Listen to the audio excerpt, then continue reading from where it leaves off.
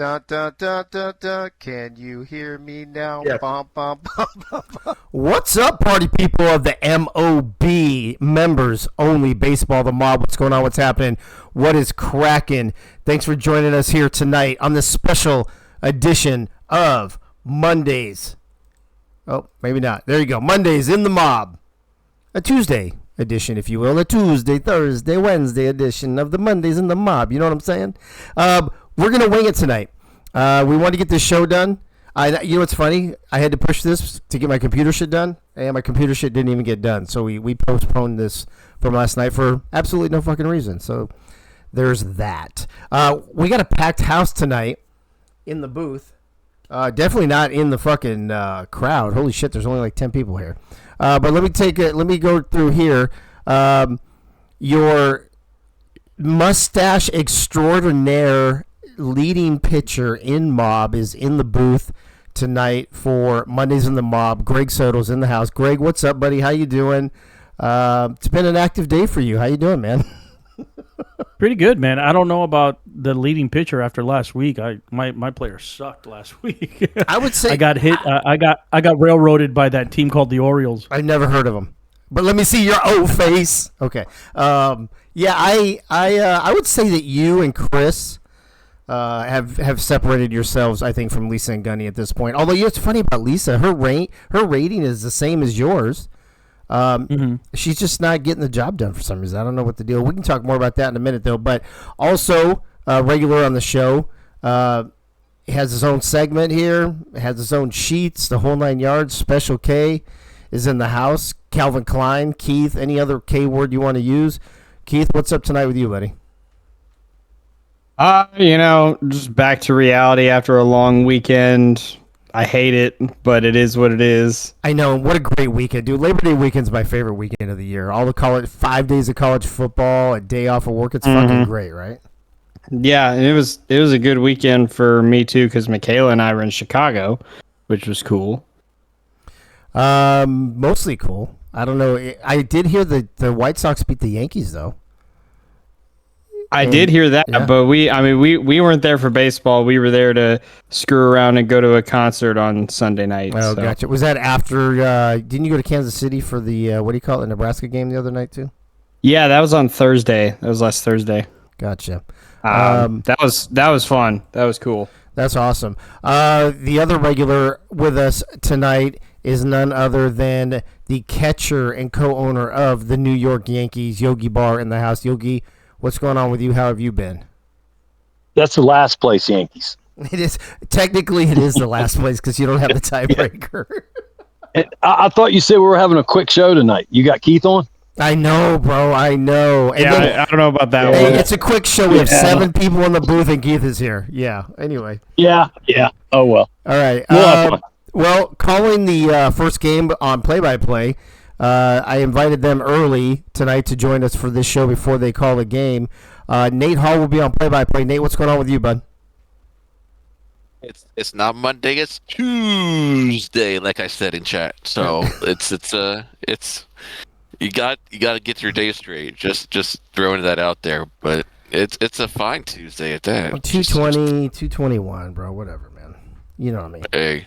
All right. Ohio State won this weekend, so it's that much better. Yeah, moving on. So did Tennessee, by the way. Last but certainly not least, joining us, he will be making his his analyst debut here in Game 1 in a little bit. Also making his Mondays in the Mob debut is none other than the Twinkie man himself, Dougie Day in his house. Doug, what's up, buddy? How have you been? How was your Labor Day weekend? It's a thing, baby. It's a thing. It's a thing. Do I want to know what kind of thing that is? It's been a good week. I'm off today. My days off are Monday, Tuesday, so That's usually perfect. the only time I'm able to join you guys is on Tuesday. So I'm going to take advantage of it and see what we can do and see how much fun we can have and trouble we can get into. Well, you know we're going to have a blast. Let me check the chat for all 10 people that are with us tonight. 7 o'clock is kind of early for most people. Freddie, my main man, was in the house first. He said, so Mob, it's time to turn on the lights tonight. Get this party started. Crazy Canuck followed him, along with Annie Beaverhausen, Nate Hall, Biff Markham. Keith is in there along with Churchill and Manor. Corey Manor, what's up, buddy? How are you? Travis, our newest mobster in the house. Travis, welcome. You are member number 43 in the mob. Welcome to Members Only Baseball. I think I said Biff Markham. And then, of course, my main man, Twin Screw. Hey, Twin Screw. What's happening? What's happening? I feel like I want a Shaquille O'Neal voice when I actually do the what's happening thing. I bet Twin Screw can do a really good Shaquille O'Neal impersonation. There he is. There he is. Corey Meadow, what's up, buddy? I heard a rumor that you might be joining us. Is that true? Are you going to reach out to me so we can actually talk and have a conversation, or are you just hanging out tonight? Let me know. Either way, we're trying to get to 48 people for season 2. We have 43. I know 44 is on the way. I'm pretty sure 45 is on the way. If Corey decides to join us, he would be 46. So, Doug, my numbers were off a little bit. Churchill's in the house, too. Churchill, good to see you, buddy. Doug Day, my numbers were off a little bit the other day when you asked me that in chat. So, all right, that's where we're at. We're just going to jump right into it. We're going to bring Keith out. Keith, these are your special stats with Special K. These are your cumulative stats after 5 weeks here in the mob. And here's what stood out to me, Keith, and we're going to go around the horn. I want to get everybody's take on this. But here's the number one thing that jumped out to me. Batting average, Yankee, OBP, Yankee. Like, it's dominated by Yankees because why? Because of that 18-inning fucking disaster of a game between the Orioles and the Cubs where all the Orioles and the Cubs fell off the leaderboards. Am I wrong in that, or is that a pretty accurate assessment? You're definitely onto something there. That game definitely tanked the league-wide batting average. But I think the other thing is the Yankees just get a lot of hits. They just don't get a lot of runs. Like right now, the Yankees are almost tied with the Orioles for most hits so far this season. Yeah, the O's have 126, Yanks have 123. So it's close between those two. It just doesn't show up on the scoreboard, but it shows up here. That actually surprised me a little bit. One more thing that jumps out at me, and then I'm going to let you do an overview and talk about this, and then we'll go around the horn, is we've added stolen base and caught stealings. Now, Biff Markham and Ray Bashan lead the league in stolen bases with 3 apiece. Ray's got 2, and then a bunch of us have 1. Caught stealings, though, Keith, is this why you left it off to begin with? And I thought we had a player that was caught 3 times. Was that not accurate? No, that's not accurate from what I can tell. Okay, but you've been caught twice, and everybody and a bunch of other people have been caught once, it looks like. Yeah, okay, pretty much. All right, so outside of those 2 things that I mentioned, give us an overview of what you came across this week as you were preparing this for us, and then we'll go around the horn and get everybody's take on it. I mean, it's pretty basic. The main four batting stats, average OBP, slugging, and OPS all went down this week. Actually, I take that back. OBP stayed the same, so that tells me not as many hits happened this week, but we are seeing more walks and people getting hit by pitches, maybe, which I think is fair. I think we have been seeing more walks recently. Maybe that's due to people spending more of their earnings points into things like vision, discipline, those kind of things. Correct. Yeah. Outside of that, more or less everything else is kind of just increasing at the same pace. I think the one major hold on, I had it written down somewhere. Let me pull it up real quick. The one thing that definitely stood out to me, or I guess the 2 things that stood out to me. One, if you look at RBIs, you will see with 9 is David Leathers. Mm-hmm. David Leathers has the 2nd worst batting average in the mob. Wait, I thought it was. I thought the 2 guys down at the bottom were. It's Doug Britton. I believe the bottom 3, if I remember correctly, are Doug Britton, David Leathers, and Yogi Barr. And Yogi. Okay. Yeah. Mm-hmm. Wow. Okay, so he doesn't hit very often, but he hits pretty well with runners on base. Yeah, he is. One could argue most clutch player in the mob. Really? Look at David Leathers being clutch. there is an argument to be made there as a result of that. Now, whether that translates to wins, I don't know. But I digress. I thought that was pretty funny. The other thing that stood out to me is actually not shown on this sheet, but I just found by looking at the wins losses table tab on the main spreadsheet. There were 10 errors made in the league this week, fielding wise. That's definitely the high for the season. Yes. Well, it gets worse. There were 16 total across the first 4 weeks of the season, and there were 10 in week 5. Wow. So what the heck happened to the fielding, guys? Yeah, I mean, obviously we are here's and I'm guessing because I don't have all the information in front of me. My guess would be people are putting a lot more into hitting stats right now and not fielding stats. So the hitters are getting better, the fielders are not getting any better, maybe. That's about all I can come up with. Yeah, I had a quick look at the earnings sheet earlier. It looks like the one team that's been consistently putting points into fielding is the Yankees.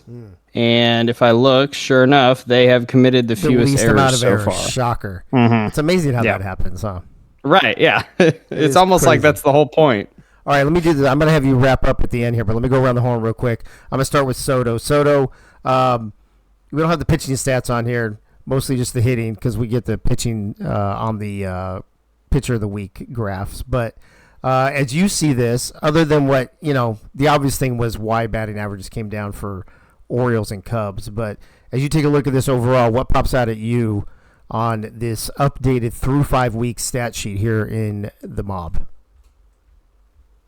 To me, I mean, it's just recent memory. Just, the name that just pops out to me is just Benji Madsen. Yep. I mean, if regardless of what happens, if he doesn't get like MVP, he's gonna get my MVP vote for player because it's just RBIs still up there, extra base hits still up there in home runs. He's just awesome. I mean, even though he's like he's already fourth in strikeouts, but McBonz's they're going to do that. Yeah. That's going to happen. That's the archetype. That is going to happen. But the way the Orioles are playing, his batting, and right there underneath him is Art G-Man. Basically, in the same categories that Benji's leading, Art G-Man is in second place. Yeah. In those 3 categories. So that stands out to me a lot. Again, that's one thing for me. I do see Freddie Flash quite a bit, which is pretty strong there, which I'm going to see him here this week.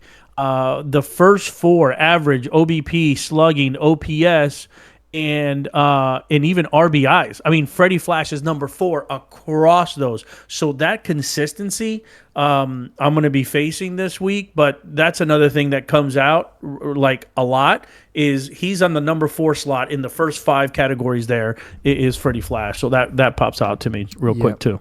Ray Bashan and Biff Markham joining us. Welcome to the program. Before I go to Yogi right now, Keith, let me bring you in real quick. I have a quick question. Was it last week or the week before that Jeff Banfield was leading in batting average?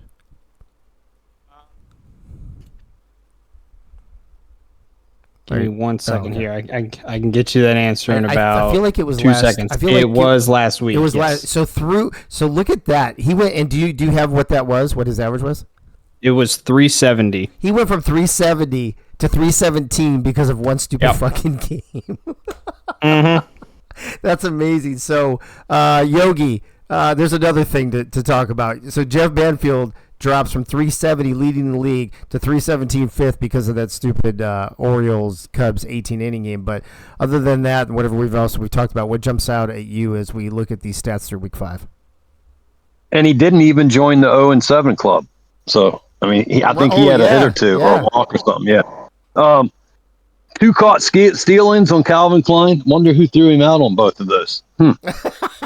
So, put a little money on the arm and accuracy and blocking, and you lose it on hitting. I'll take 3rd from the bottom in the league on hitting if I can keep throwing Special K out. Yeah, that's a good point. We need to add runs to this because that's what baseball's all about. I would put runs on here. Okay.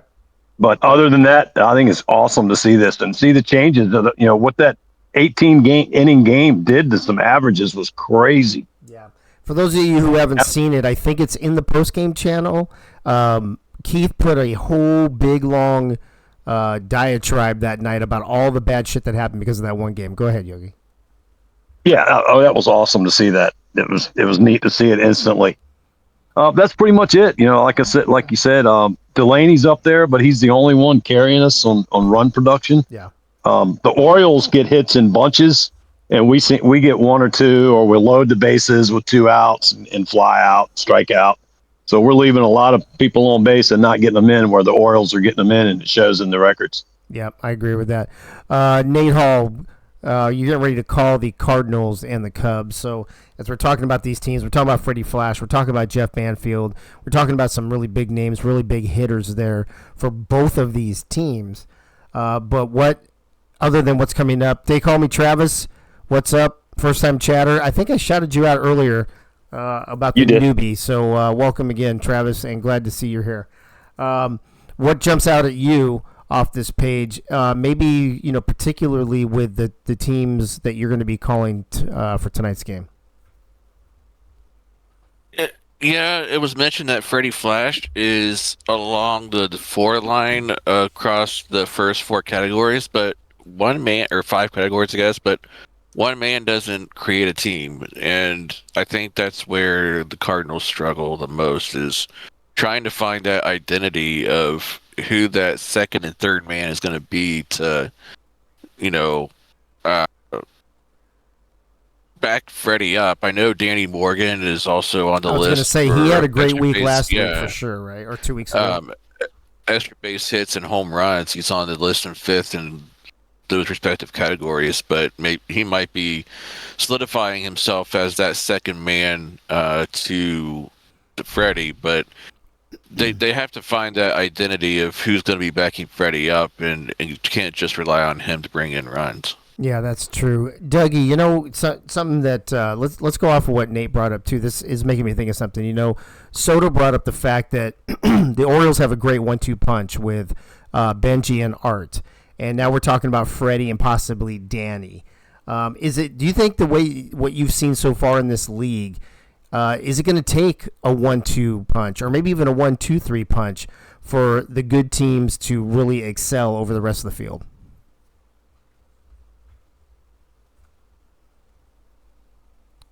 Doug Day, I don't hear you. He's eating a Twinkie. Well, he's unmuted now. We heard him earlier, but I don't see a green circle around his name. Dougie Day? Bum, bum, bum, bum, bum. Can you hear me? No, he's having technical issues, I think. Well, he was here. Yeah, he was just talking right before we went on air. And I see that he unmuted himself, so he was ready to talk. He must be having a microphone issue. Well, we'll wait for Dougie to chime in. Whenever he gets back, we'll jump on that. But Keith, go ahead and let's wrap up this segment before we get to the weekly awards, and tell me, as you've seen the data through each week and where we are now, minus probably that anomaly of that retarded game, fucking 18 innings, stupid shit, right? If you take that out, are you seeing consistency? Are you seeing a lot of ebbs and flows? What are you seeing when we go back to week 1 now up until going into week 6? I think in general, what I was kind of expecting to see was a general like a general positive trend as far as how quickly these cumulative stats increase week to week. And so far through the course of the season, I think that's what we're seeing, is generally hitting is getting better. I know that the idea was to nerf the pitchers after whatever week that was. I think that was like week 4 or whatever. And I think that had an impact. But I do also think that we're seeing more strikeouts from some of these pitchers. I think we're seeing pitchers draw more contact in certain situations. So I think in general, these stats week to week, I think are are showing what I believe the intention was with the progression system we made, which is just the general steady progression, which we wanted to see. Yeah, I'm liking that too. I saw Doug Day's circle get green a couple times. Now he's muted again. Dougie, are you with us? You guys hear me? There you go. What happened to you, buddy? I don't know what it was. All of a sudden, there were some weird noises in my house, and everything went all haywire. Whoa. Are you, is it dark there? You're making me a little nervous. We're central. We're Central Standard, not Eastern. Oh, there you go. That's right. We still have sunshine. Did you hear my question, by the way, or should I repeat it for you? Yeah, I heard it, but I forgot it. Okay. 1-2 punches. No, I got you. So, I mean, in this league, the way that we progress and the way that we get better, every team can, do their thing. I think it's going to take a lot more because, as you can see, Delaney, Day, Churchill, we're 1, 2, and 3, and our record is, more than desirable of what we want. But it's going to take a little bit for teams to figure out what exactly we need to progress, because it's like when people play this game, it's like, oh, I need to get my batting average up. Well, it's like you may have a good batting average, but if you're swinging and striking out at every other thing because you're disciplined and your clutch is not up to where it needs to be, you're not gonna can't even think of the word I'm looking for. You're not going to produce. Deliver, and if your team doesn't produce, it's going to be a rough season. So we'll have to see. Excited for season 2. Oh yeah, season 2 is going to be fun. Double the fun with 8 teams now instead of 4. Glad that we got this rectified now before the game started. By the way. Hey, I do want to say one thing though. You guys were talking about the players. I want to give a shout out to Churchill. Don't overlook this guy. He's third in average. He's up there in the OBP slugging. I mean, he's even over there in extra base hits. But like we said, one player can do great things, but if everybody else isn't doing their thing, then that just goes to waste. Yeah, no, that's actually another good point. Is that, just like how it is in sports, especially in baseball, chicks dig the long ball, all that stuff, right? So the people who make the most waves seem to get the more attention than the people who maybe are more consistent, and that's what you might be seeing here right now. Because I know Benji's had a couple off weeks, even though he's still leading. Dude, he got a golden sombrero, right? He went 0 for 4 with 4 strikeouts, and he's still a leading MVP candidate. So I agree with you. Big splashes definitely get the headlines over the consistent guys. So yeah, Churchill's another good name to keep an eye on. We're going to move on to the awards since it's already almost 7:30, and I want to wrap this up in about 13 minutes. We're going to go through these really quick. So as I go through, if you guys can remember who you voted for, I'm going to ask real quick. Greg, I'll start with you again. Team of the Week is the first award. It was so bad this week for the Cubs and the Yankees. I only put the O's and the Cardinals. So do you remember who you voted for or who you think should win? Yeah, I put the Orioles. Okay, Yogi? I went with Cardinals because they got a sweep. They hadn't had one since week 1. Okay. Well, by the way, I think that was the Orioles' first sweep, if I'm not mistaken, right? Yeah, it was. It was. Who's next? Special K. I probably went with the homer pick because of the 2 sweeps, like Yogi mentioned. Okay. Nate? For the Orioles. The Orioles. And Dougie? I took the Cardinals. You just love the Cardinals, don't you? Yeah. Aren't they your favorite team? Uh-huh. Yeah, I knew it. All right, well, no further ado. Let's see. Your Week 5 Team of the Week is...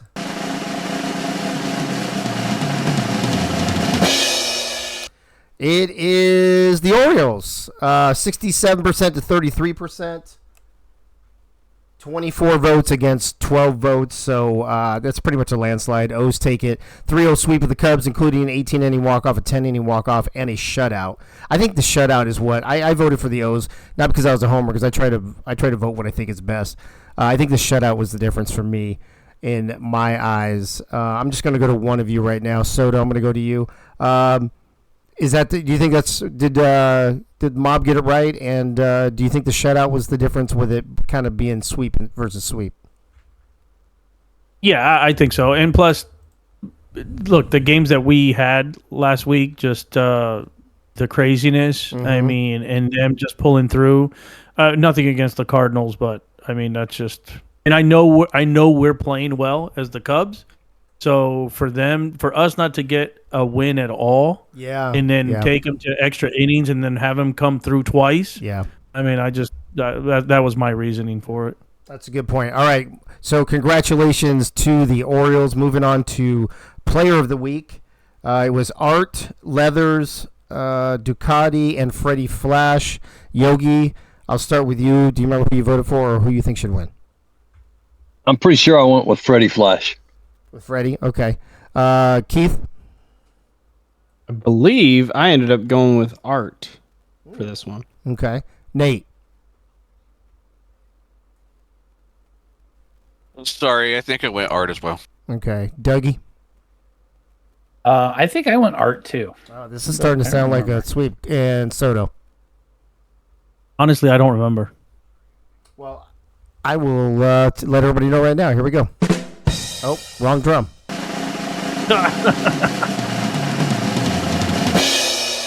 And another pretty much a landslide. Art G-Man. 4 for 15, 5 ribbies, a double, 2 home runs. And he did have 3 errors. I thought that was going to shy some people away, and maybe it did for people voting for like Freddie. It looks like 21 votes for Art, 9 for Freddie, 4 for Ducati, and 2 for David Leathers. So, Art G-Man, congrats on Week 5 Player of the Week. Yogi, I'll go to you. Did the Mobsters get this one right? Yeah, the reason I voted for Freddie was those errors. I thought that was a big difference. But with what he did at the plate, I can understand it. Not a problem with it. Yep, I get it. Moving on to Pitcher of the Week. We know the 4 pitchers, so Keith, I'll start with you. Who'd you vote for Pitcher of the Week? I actually don't remember this one. I think I ended up going with Chris Lee, if I remember. Okay. By the way, Chris Lee, speaking of Chris Lee, he made a great comment, which I forgot to put on that graphic for Team of the Week. On top of everything we saw on that graphic, the Orioles also finally won on a neutral field. So that was I could have added that in as an extra thing too that I forgot about it when I did it. So Keith, you think you went with Chris Lee? Nate? I as well went with Chris Lee. Doug? I went Chris Lee on this one. Okay. Yogi? Chris Lee. And Greg? Lee as well. Okay. Well, this looks like it might be a landslide too. This is gonna be 3 landslides in a row. Let's find out.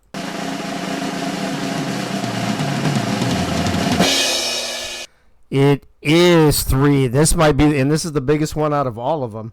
Chris Lee, 28 of the 34 votes, or 36 votes. Sorry, so that's a lot.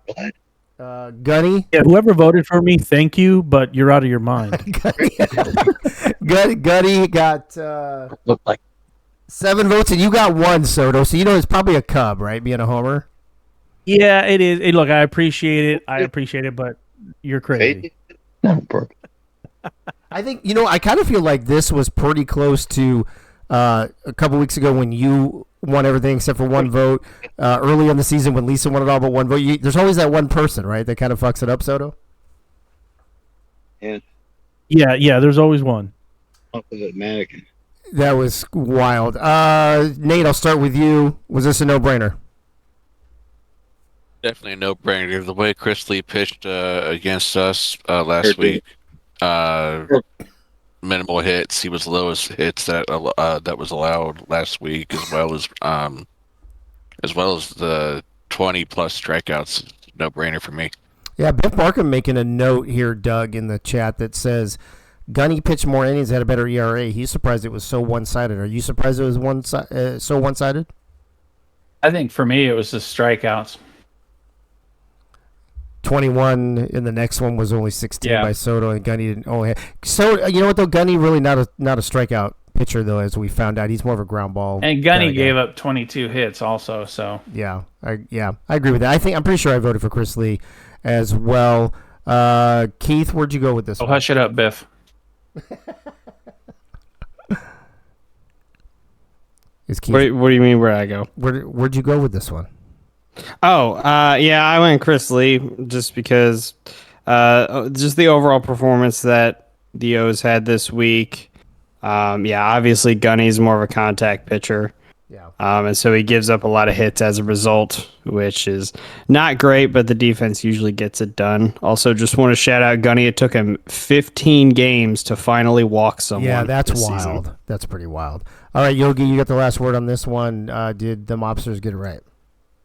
Oh, I think so. But like he was saying, the walks, everybody's been way up on their walks lately ever since the rebuilds, and it's crazy that it took this long for Gunny to finally walk somebody, because he was in the 90-some percentile on his first pitch strikes.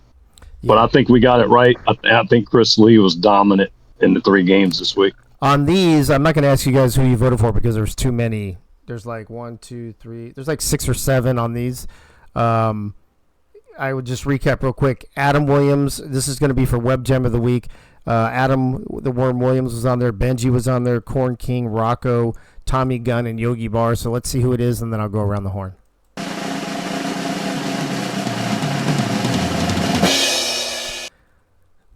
So this one, I like what almost everybody got. Oh, everybody did get votes. Worm with the barehanded catch from the second baseman, jumping over the sliding runner and throwing it while he's jumping for the double play, won.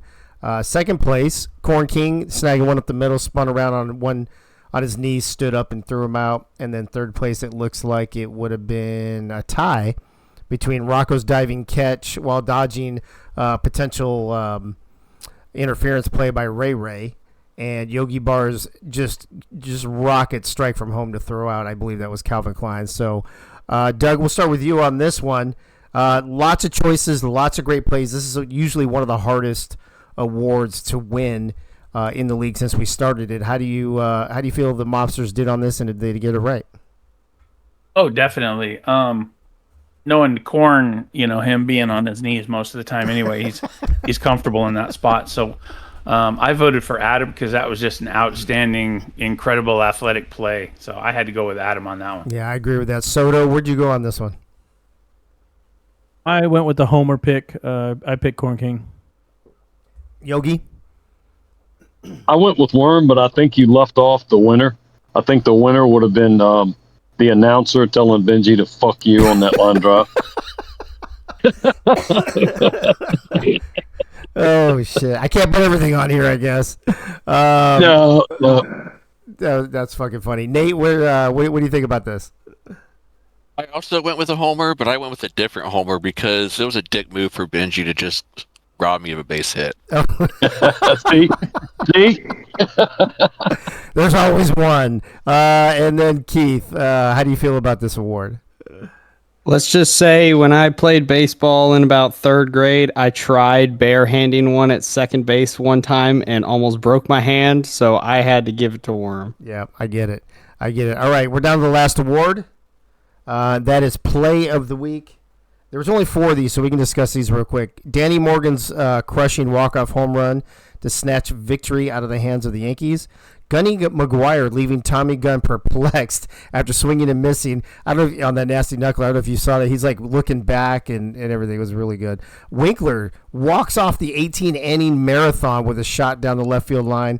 And then lastly, the man Butcher walking off the next night with a single up the middle. Real quick, we'll go through Yogi first. Yogi, do you remember who you voted for? Oh yeah, it was Danny Morgan. Okay. That was a huge shot in the course of the series. That was huge. Keith? I went Winkler. It looked like that game was never going to end, but he ended it. Yeah, Soto, I'll go to you. Thank God Winkler put us out of our misery that night, huh? Yes. I was tired. Look, I don't know how I got to announce that game, but I was like, I appreciate you sticking with me. Yeah, that was fun. Who'd you vote for this? Did you vote for? Oh, it was Winkler. Yeah, Winkler. I think it was Winkler. Okay. Yeah, Right. yeah. Dougie. Fucking MTV. I voted for Danny Morgan, but a lot of people, I think that was the game where he had 2 home runs. Did he have one earlier? I don't remember. I thought he I had one believe earlier. Or was that the week before that he I had believe Doug Day's right on that he had 2 And home runs the that walk game, off yeah. was the second home run, which Mhm. that was Oh, the okay. icing on the cake. I do That remember was- last week. Wasn't it last week that Danny Morgan won this with because he had a second home run, or at least he was in the running, and his second one did that loud bang off the foul pole? The reason I'm here because that dumb son of a bitch took a fucking piece of wire. Yeah, I think that's right, Dave. Yogi, yeah. are you talking to us? No, I think he's talking to someone else. Oh, okay. What would you say, Keith?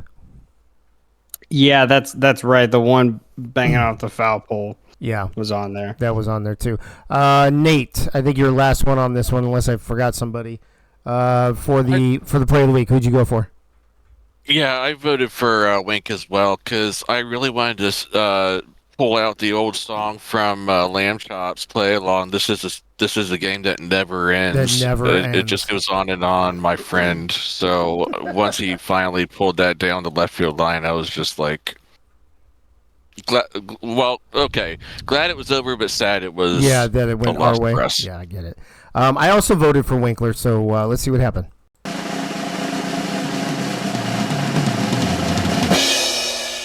This was the tightest one of all. Look at that, 47% to Danny Morgan to 41% for Wink, and that is let me see the votes. It goes 17-15, so Wink missed it by 2 votes.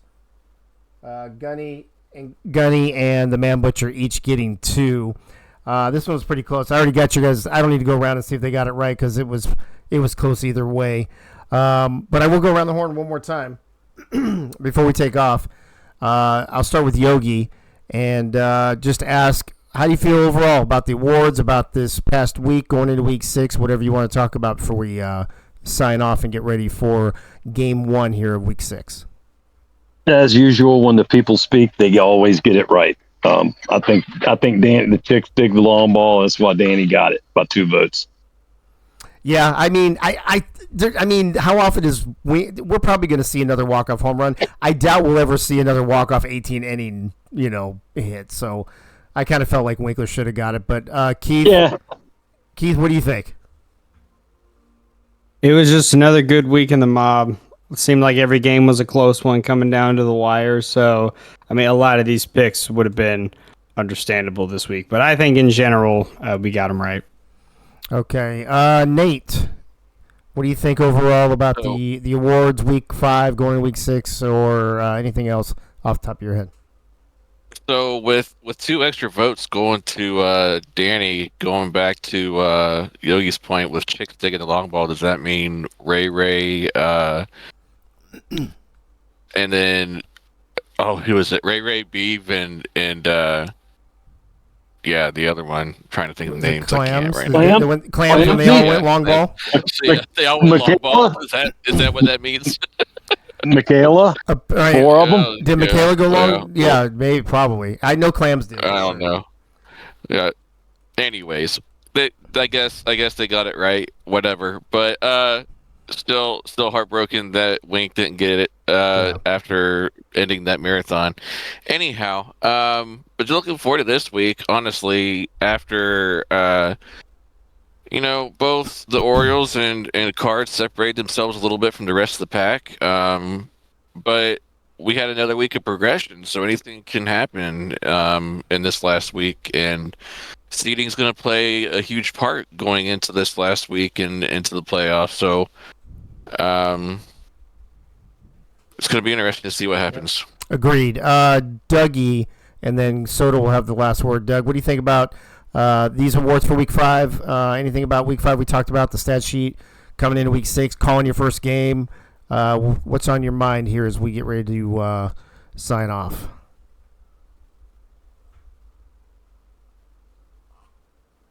All right, we lose Dougie again. You're muted, bro. Yeah. There you go. I'm muted, bro. You're muted, bro. It's exciting because it just seems like every single week that we do this, there's one or two different names being, on these lists. That they just come out of nowhere, they do something great, and it's exciting to see what's going to happen tonight with the playoffs next week. And it's it's wide open. Who knows? It is. It's gonna be fun. We're gonna talk about that here at the beginning of the next game too. Soto, last word. That wraps up Mondays in the Mob for Week 5. Very fast Tuesday edition. Your thoughts? Week 5, Week 6 stats, awards, whatever you want. Week 5, I'm glad that it's over. Looking forward to this week, the final week of the regular season. And if you would have gone to me after Nate, I was going to ask somebody to please translate what he said in the first minute. But other than that, I love you, Nate. I'm looking forward to this week. Sure you do, Greg. It's fine. I understood that. I didn't understand the gibberish you were talking at first there. I think you stumbled on your own words, and I got confused, and I started thinking that you were speaking Spanish. I think he went out for a second too. I think we lost it for a second during all of that. So.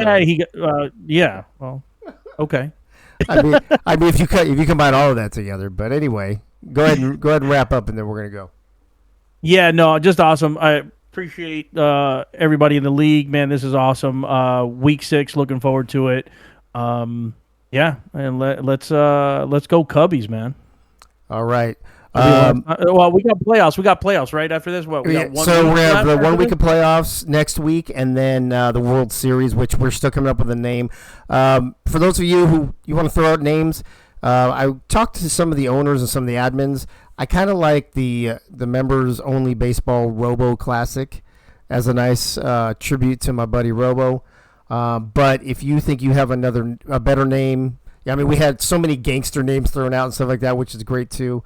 But you let me know if you guys think you have a better name for that, and then we'll talk about it. We gotta come up with it in the next couple weeks. So I want to thank Greg for hopping on. I want to thank Keith for hopping on. I want to thank Yogi for hopping on. Nate and Dougie are going to be taking over the broadcast here while I get the game ready. But I want to, if everybody can stick just for a second and just start at the bottom with Yogi and go through it. I don't have to call on you. Just when they're done, the next person go. Give me your thoughts on this Cardinals at Cubs matchup. What's important? Who needs to win what? Players to watch, whatever you want to talk about while I get this ready. Yogi? The Cardinals need a sweep. I'm a huge Cardinal fan this week. If they sweep and we can win one game, then we pass the Cubs for last place. So it's a huge game for both teams of series. I mean, it's going to be which pitcher jumps out quick. I think it's going to dictate the terms of this series. But go Cards. Keith? It's a matter of which offense gets it done on the scoreboard more, I think. Both pitchers are pretty capable. I think it's just a matter of who gets the most run support. Nate? First of all, screw you, Yogi. And second of all, Greg, you better pitch well this week or else you're fired. Oh, wait, you're going to a new team anyways. Never mind. God, anyway. Oh, it's so funny. I understood you. Hey, hey-o. I guess I'll just go next, by the way, since he mentioned me. But I agree with Nate, actually. Fuck you, Yogi. Wow. I think, is everybody on the fuck you, Yogi train all of a sudden, or what? But you don't love me, Greg. You love him, but okay, I got you. I'm on. Well, you want the Cards, man. It's like I can't do that right now. I can't. And for like a couple of weeks, I'm all Cubbies, man. So yeah, no, just I agree with Keith though. We need a little bit of run support, and I think one of the pitchers is going to dominate as long as they get a little bit of run support. Awesome. Dougie, is Dougie the last word on this? Is he muted? Probably. All right, Dougie, It's the last word. You got the last word, buddy. All right. So being, a real life Cardinals fan, the Cubs got to suck, Yankees got to win. I just don't want to play the Orioles in the first round. Hey, that's what it really comes down to, right? Pretty much. Yeah. Well, here's the good thing: as long as you keep pace with the Yankees, you guys have the tiebreakers. So, as long as they don't win more games than you this week, then you'll have that 3 seed. That's how it goes. We'll see. We'll see. All right, folks, we're all set up here. Yogi, thank you. Soto, thank you. And Keith, thank you. Appreciate it. Nate Hall and Doug, I'm ready to go to the field. Cardinals at Cubbies. First game here of Week 6, the final week of Season 1 here in the Mob. Members Only Baseball. Nate, Dougie, take it away. Those thoughts, Doug, were just beautifully said with a Twinkie in your mouth and a tear in your eye. Just out of the mouth, just like that. And I'm all out of Twinkies right now. Oh, no. That means it's going to be an awful night and an awful call. You can't have that. All right. Well, here we are. Cardinals against Cubs. You got your lineups on the screen. Calvin Klein leading it off as always. You got Freddie Flash hitting cleanup, and you rest your order on your screens. Ready to play ball here in Chicago. What do you think's going to happen here, Doug? Well, the first time these teams met, the Cardinals dominated them. They took them 3-0. It wasn't pretty. 226 batting average for the Cardinals, 182 for the Cubs. So they definitely got to put some more runs on the board if they're going to move up in the standings for a better playoff spot. Craig Soto taking the mound right now for the Cubbies with his heater that he likes to throw. I think one thing to watch for the Cubs is going to be how well they hit or don't hit, because we got a lot of progression under our belt since the last time we played the Cards. We'll see. We'll have to see how that fares against the pitching style of Gunny, but we're going to see Soto first taking the mound, and he hits that heater for 100 miles an hour for a strike up and in, and we're underway here in Chicago. Yeah, Soto's definitely not messing around. He's coming straight at him. He's going to give him a little off-speed, high heat, keep him off balance. Yep, got that slurve high in the zone, fouled off for strike 2. Quickly behind is Calvin Klein, 0-2 in the count. And goes with another slurve. He smacks that one left side, but it's veering foul. Klein's definitely going to have to speed that bat up a little bit if he's going to put it in play. We go foul ball all day long. And the 0-2. Fastball down the right side. Easy play for Michaela, and it's going to be stepped on the bag for the first out of the inning. Yeah, Nate, that was some beautiful glove work by the Nebraska farm girl. Nebraska native indeed. You got Danny Morgan coming up next with Biff Markham in the third spot. Should we get to him here in this inning, if somebody gets on base, we'll see Freddie Flash, but we'll see what happens. And Danny Morgan digging in. Soto getting the sign, the windup, and the pitch. Gets a slider in there on the corner for strike 1, 0-1 to count. Yeah, Danny's hoping to stay hot. Needs to get on base here. He is up in the top 8 for extra base hits, if I remember correctly, and he swings and misses a slider right down the middle for strike 2, quickly behind again, 0-2. Oh, yeah, his eyes got big on that one. You saw that. You could see that all the way up here. The windup in the pitch. 1 ball. Inside. Danny Morgan doesn't bite, so the count goes to 1-2. And a slider hit right up the middle for Danny Morgan. That's going to be a base hit. Quickly thrown in by Nate Hall to the second. I'm sorry, that's the shortstop. And right on first now with 1 away. And Nate out in the center field. He showing that speed getting to that ball. Getting there quick and throwing it in. I'd love to see it.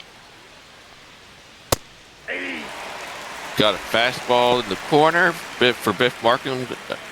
0-1 to count. Yeah, I'm going to call it. I'm going to call it here. If Soto makes a mistake, Markham's going to make him pay. Love to see the double play. Hopefully it happens here for the Cubs, but we'll see. And a base hit to the right-hand side. Quickly to it is Ray Bashan. And trying to get the third. The throw out at third base is Danny Morgan. Good throw in by Ray Bichon to get him out. Bichon definitely showing that arm strength from right field. Oh yeah, that was definitely Ray Bichon in chat. He is definitely hyped up for this one. You love to see that arm action going in the from right field. Well, we do get to see him here in this first inning. Freddie Flash digging in. 0-1 the count already, but looking to do some damage here in the top of the first. The windup and the pitch. High fastball just above the zone. Swung on a miss for a strike 2. There's that high heat I was talking about earlier. Freddie, he's going to get a hold of one here. Yeah, changing that eye level. He gets another fastball up and away. Swung on a miss for strike 3. Left the runner stranded on first. No runs, 2 hits, but no errors. Nothing. Cubs coming up to bat here in the bottom of the first. Yeah, like I said, Biff got on, but that throw out at third really hurt him. You're going to have to be a little bit more conservative. Yeah. Sorry. Gunny McGuire coming up on the mound. See that knuckleball again. That's something I'm not looking forward to here in this game. But we'll see what happens. Ray Bichon leading things off here for the Cubbies. And you see that knuckle curve right away. Misses down for a ball. 1-0 the count. Yeah, Bichon, he's going to be a little patient on this at bat. He's going to wait for his pitch, and he's going to strike. Trying to drag bunt his way on the first base, but it goes foul. 1-1.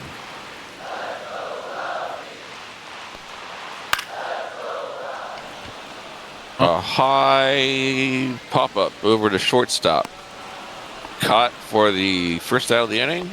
1 away. Batting second, the left fielder. Ray came out and showed his arm strength, but the bat strength just wasn't there right there. It's still early. We'll see.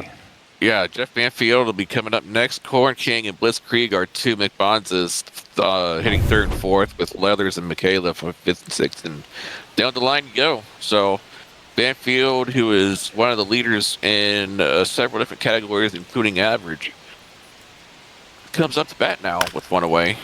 The knuckle curve outside, out away for strike 1. Yeah, the last time that they faced the Cardinals, Banfield was definitely the star with a 5 for 12. Out away to the right-hand side for strike 2. Quickly down the count. 0-2 is Banfield.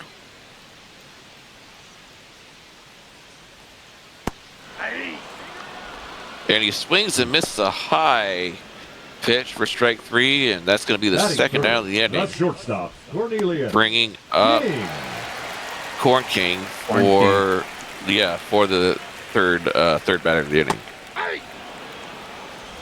Swings and misses at a knuckle curve. Quickly down 0-1. Gunny is definitely dealing. Yes, he is. He's got that knuckle curve on point tonight. Oh, he's getting crafty now. He's got that thing going. Please, Lord, help us against this knuckle curve. The pitch, another knuckle. He gets bat to it, but it gets hit off to the right-hand side for a foul ball.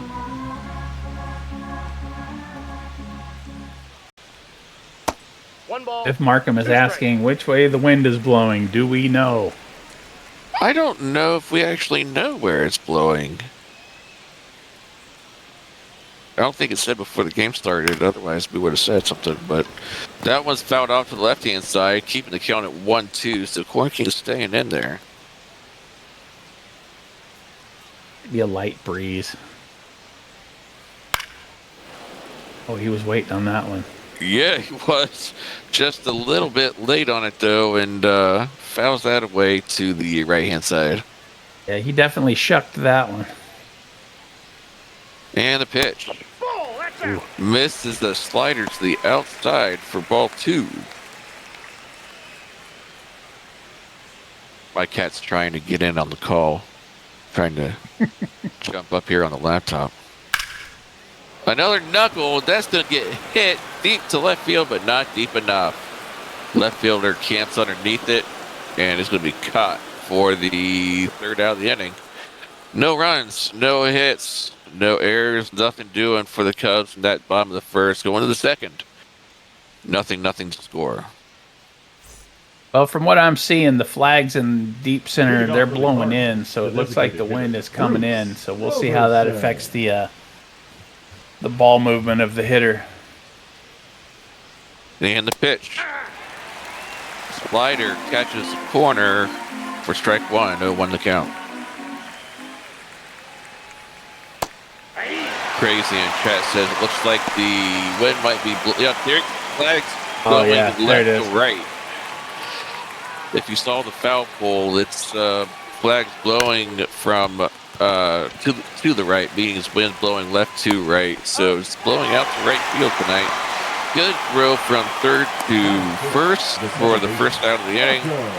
That's going to bring up Biff Markham to the plate for his first at bat of the night. I'm sorry, that's Rocket McLovin for first at bat.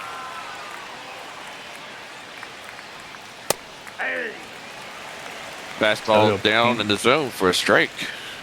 Soto painting those corners.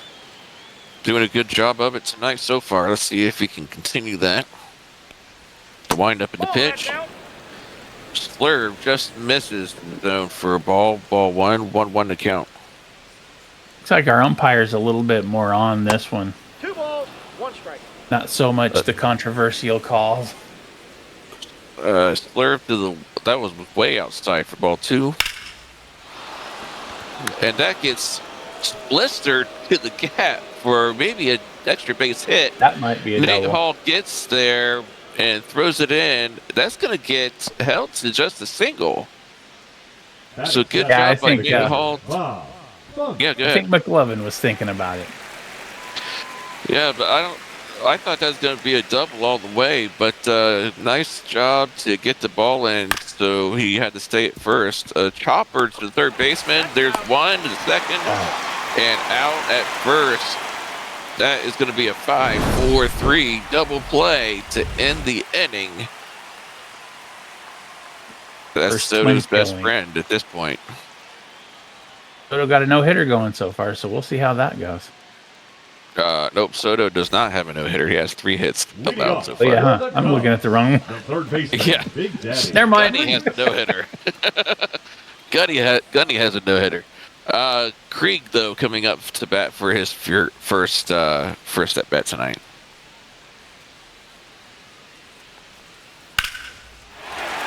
There's a hit left field. Oh, this is not even. Goes the left fielder, and that's going to be gone. Home run. I didn't get to see the foot on 373 with a 98 mile per hour exit velocity, and the Cubs take the lead 1-0. I could have swore that I saw Krieg in chat say that he was going to hit 2 home runs this game. I think he Or did. did he say I want to go back and see it. 6 this series? Yeah. You said 6 this series, 6 and this there's series. one. There's his first one that went bye-bye on the first pitch. And they definitely, the commentators curse about the no-hitter.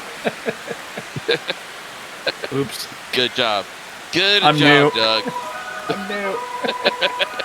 Don't kill the not the messenger, but the analyst. The knuckle curve gets in there for a strike. 1-1 to count.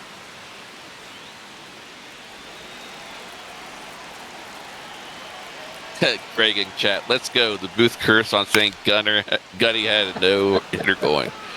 He already called it out. Nice catch over there in foul ground by Freddie Flash to get to get him out. We get Leathers out, and now we're going to see Michaela up to bat for the first time.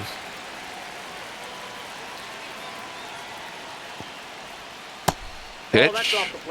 Oh, they called that slider a ball, just barely outside the zone. What a note to count. Yeah. I thought that was going to be called a strike for sure.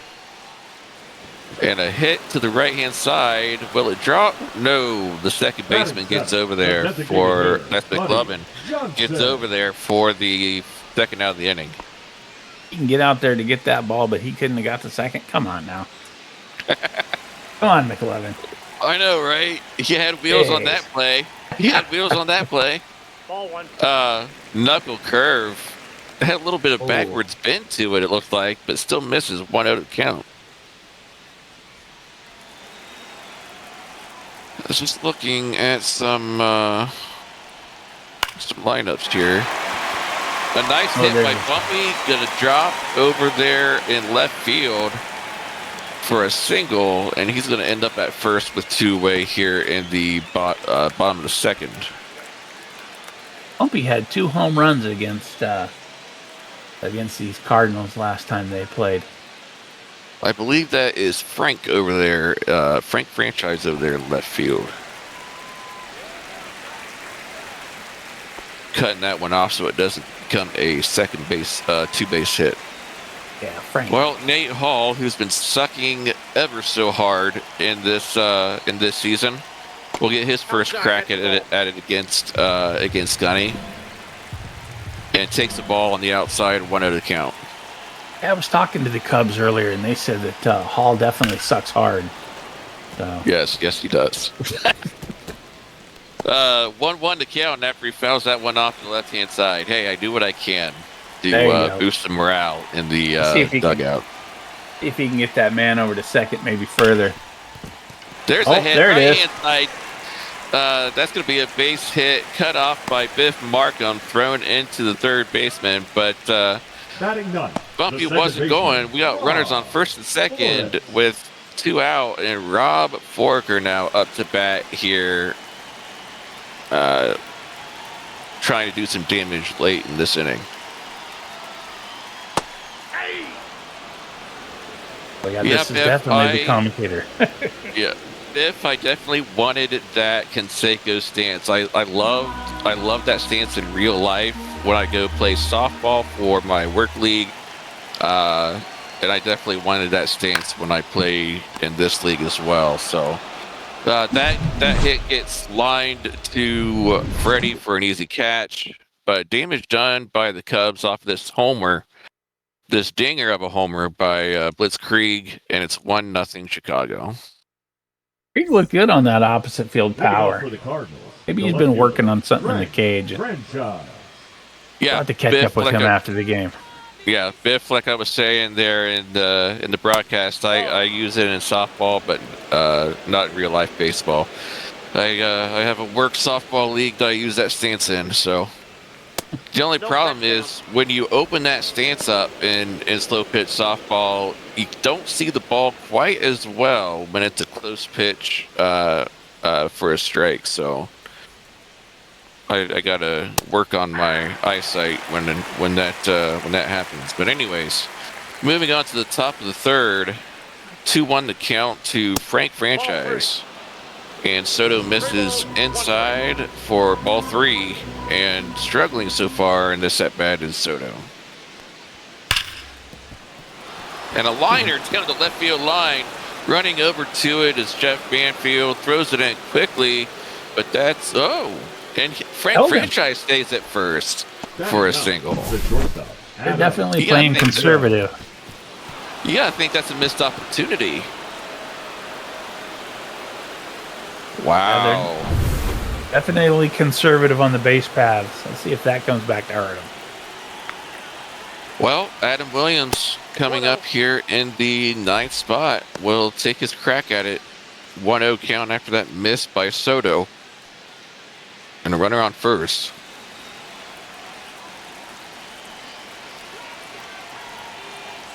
But with where they are in the standings, they don't need to take too many chances.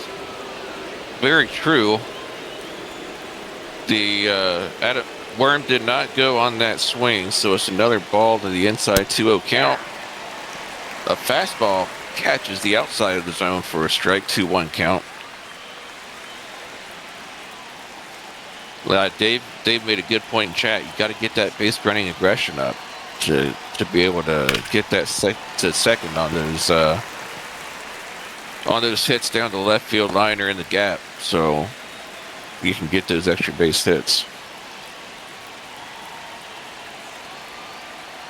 The pitch by Soto. Swung on deep to center field, but not deep enough.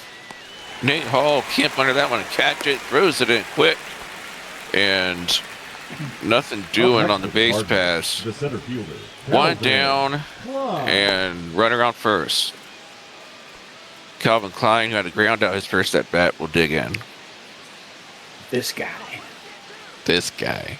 This guy. The pitch by Soto. Gets the slurve with the top of the zone for a strikeout, 1 count. Kind of want to see this guy get on base and see if he gets thrown out again for caught stealing. See, you just like to see him get caught stealing. That's all that is. Oh yeah. Oh, that slurve gets called a ball. I thought that might have been called a strike. 1-1 count. Gets the sign he wants. And the pitch. Fouls it straight back on a low slurve. 1-2 count.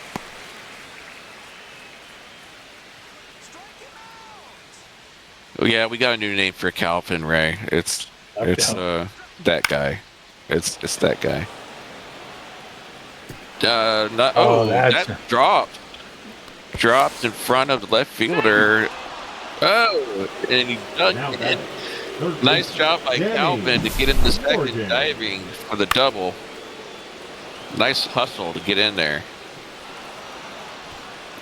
Ball just dropped right in front of Jeff Banfield, and throw in was not in time, and Calvin Klein is in there for an extra base hit. He said, I'm not going to mess around with stealing it. I'm just going to take it now. 1 out, runners on second and third. Now real damage can be done here for the Cardinals. Danny Morgan up to bat.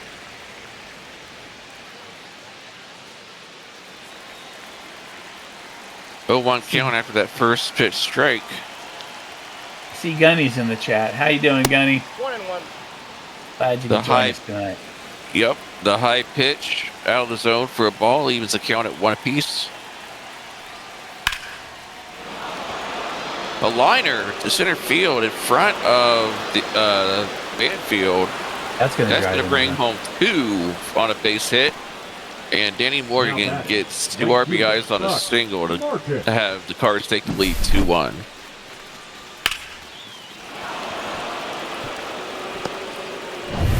That's what I said at the beginning of the game. I figured Danny Morgan would stay hot. Had himself 2 RBIs now, so. Wow. Good job, kid. That's a ball. Fastball inside to Biff Markham for a ball. 1-0 count.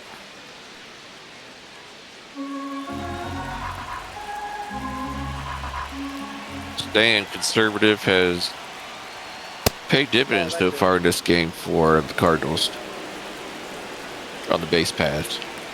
Definitely, they're playing station to station here. The 2-0. Oops. Oh, wow. The Rob Worker applied the tag to the runner as he was heading over to the second and threw over the first for the double play. Nice job to get the 2 outs and one hit. That's the second double play of the night.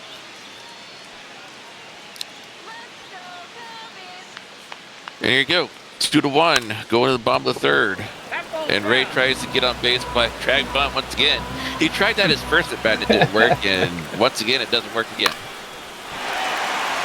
Hits it to the left side, but it's bending foul. 0-2 count. You can just see Ray like, go out, go out, go out. Are you sure, Ray? I didn't think it was caught. I thought it was a bounce to him. We'll have to go back and take another look at it. Anyways. Yeah, I thought it was a line. I thought it was a line drive. Okay, maybe I'm wrong then. Go figure. Whatever happened, it went quick. So gives a shit. He's out. It was a double play, no matter how it happened. 1 out after that fly ball to Ray. Brings up, or not Ray, whoever the right fielder is, that guy, Biff. Yeah, Biff Markham. The knuckle curve finds the zone for an 0-2 count.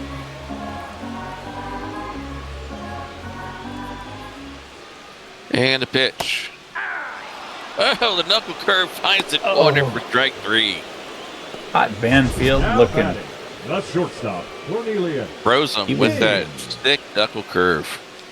He was definitely hoping for a different result on that one, but you know, baseball. Yeah, don't I ever. You got Corn King coming up to bat. A hit to the right-hand side, bending foul.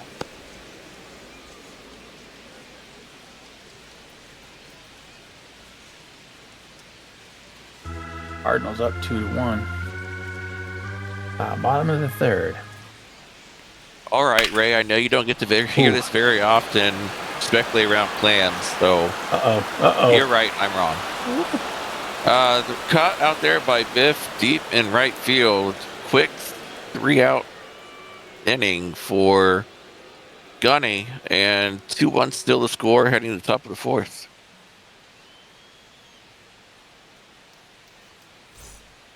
Thought somebody was knocking at my door. Leading off for St. Louis. The first Hey, I took care of that. I was like, go away, it's not Halloween. No, I put 2, count them, 2 no soliciting signs on my front door at my town, or at our townhouse. We have 3. We have one big sign out in the yard, and they still come. It's like, I don't get it. Dude, we had a we had a guy knock on our door last night. Of course, granted, it was dark and he didn't see the signs, but I don't think it's still an excuse. Well, my thing is, it's dark. Don't come to my house unless I call you. Exactly. 2-1. I'm sorry, 2-0 count with a 2-1 lead, with Freddie up to bat.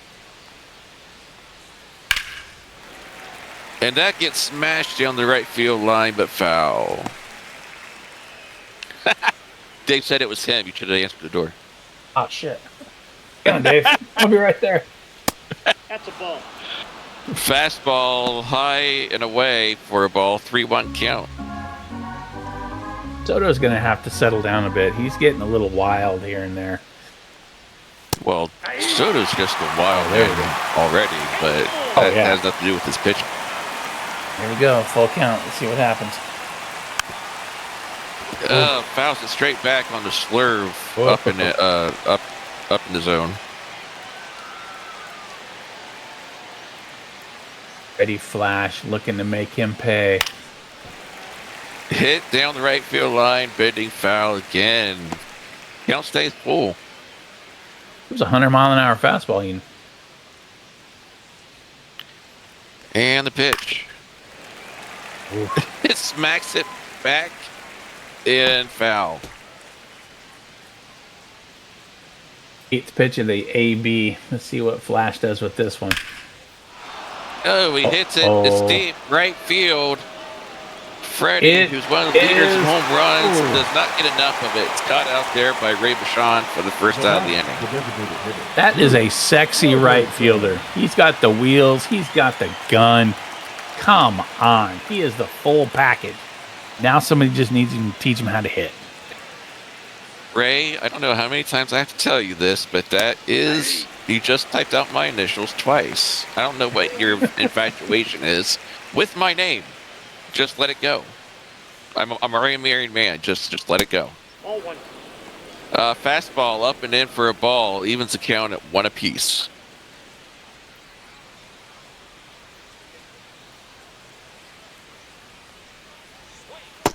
That's ball 2. Analysts sound smart. Well, there you go. I know talent. I know talent when I see it. Yeah. Well, yeah. Not just smart, but hella smart. That's like the best kind of smart. Ray and full package. Ray and full package have never been said before in the same sentence, especially around clams. Boom. Anyways, 2-2 count now to Bruce Roberson with one away here in the top fourth. That's it out to left field. It's going to drop. No, it's going to get caught out there by Jeff Banfield for the second out of the inning. Yeah, he got a little bit, not enough of that slider. It wasn't a thing. And they'll bring up Rocco McLovin, who has a single already for the night. Pitch. Oh, fastball says it misses the zone. 1-0 count.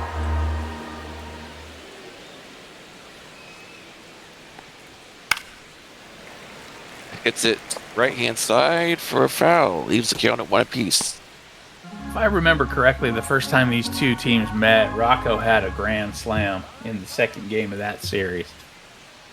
You may be correct. It's been too long for me to actually remember anything from that series. Except when we got sweats. That's about the only thing I remember. 1-2 count going into this at bat. Next pitch. Swung on and fouled away once again off the slurve. Keeps the count at 1-2. Anastasia is the only grand slam in MLB. Don't be saying that around he was your a woman. 3-run homer. And that'll end this inning. Don't be saying that around your woman. You don't want no fights going on between Anastasia and clans. Just saying. 2-1 still your score after that swing and miss. And heading to the bottom of the fourth. Cards still lead. Leading off for the Cubs, the third baseman, Big Daddy. All right, Doug, I don't want no fights with Mike, damn it.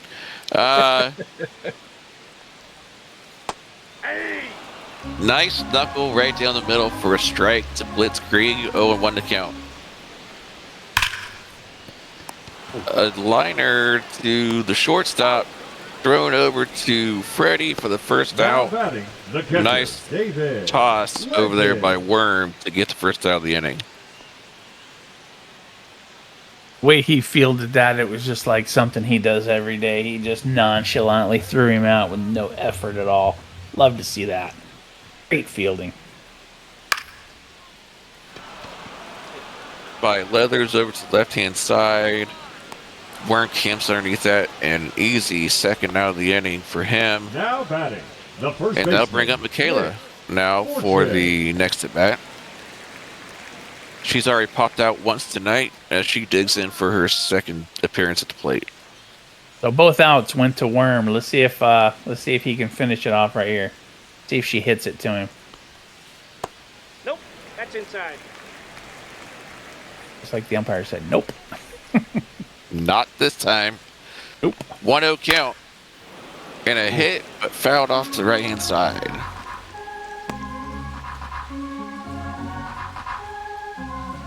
Winkler said Soto is both filthy on the mound and in the SFL. See, I wouldn't know anything about that because I don't give any more of my money to that league. Into the fourth, after that nice catch over there by Rocco, ends the inning. 2-1 to score as the Cards are still up. Fourth inning, 2-1. This is getting hairy. Leading off for St. Louis, the catcher. I wouldn't know anything about. I wouldn't know anything about Harry. Anyways, except for hairballs, I have to clean up every once in a while. Oh yeah, I got 3. Yeah, I know about that. Yeah, I got 2 cats. Well, 3 for count. Well, never mind. Anyways, CCR84 in the chat. He's all hyped for the Cards. Not sure who that is, but oh well. And that's Mr. Chad Rowland himself in the flesh. Well, not in the flesh, but in the chat.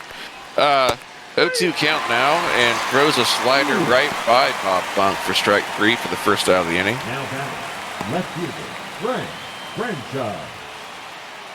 Soto is Funk was awful at definitely pitching. not happy. Roland says Soto is awful at pitching, will suck even more in Vegas. Well, you would know, seeing as how you paid to watch it happen. So, Franchise up to bat now with 1 away.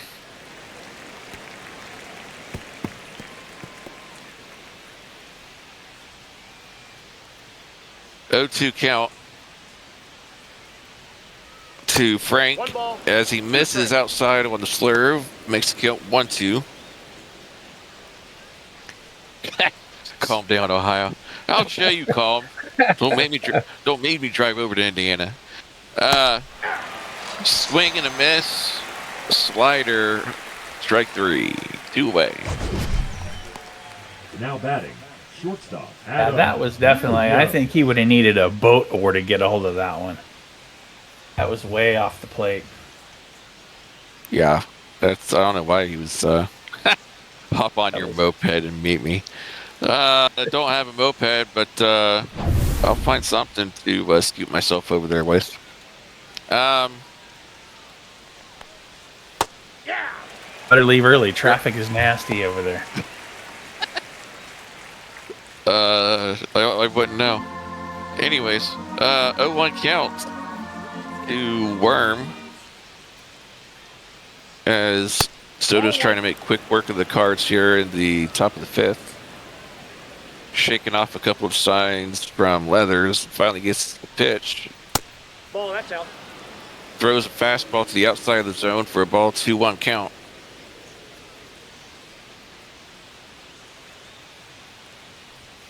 And the pitch. Swung on, but foul to the left side. That eats count to a piece. He had a good eye on that one. He did indeed. Just a little bit too early on that. And that's going to be swung on, but fouled off and caught over there by Michaela for the third out of the inning. Heading to the middle of the fifth, well, bottom of the fifth, and you see your 7, 8, 9 hitters coming up for the Cubs, and a 2-1 score. Bumpy Nate and Foraker. Leading off. And you see a prediction posted in chat. Question is, who wins this game? Use your Twitch points or chat points to predict who was going to win this game and win some points back if you're correct.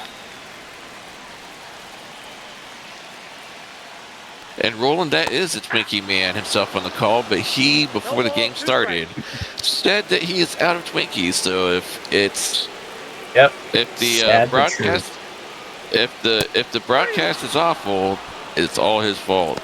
Just saying. As McGuire gets the strikeout on Bumpy, and yeah, he should never have swung at that one. But that was horrible. Anyways, yeah, one away with Nate Hall coming up to bat. 1 for 1 with a single so far. Again with the Conseco stance. Oh, hits it over to Freddie and just catches it for the second out. That brings up Rob Forker, who lined out his previous at bat 0 for 1 tonight.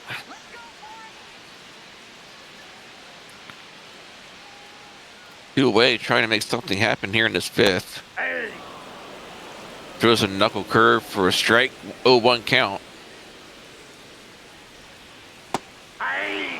Yeah, Chad, you would have thought that he would have brought some for Doug, but nobody's looking out for my man over here next to me in the booth. So, that would have been horrible if I would have been eating Twinkies trying to call a game. You'd never know what was going on.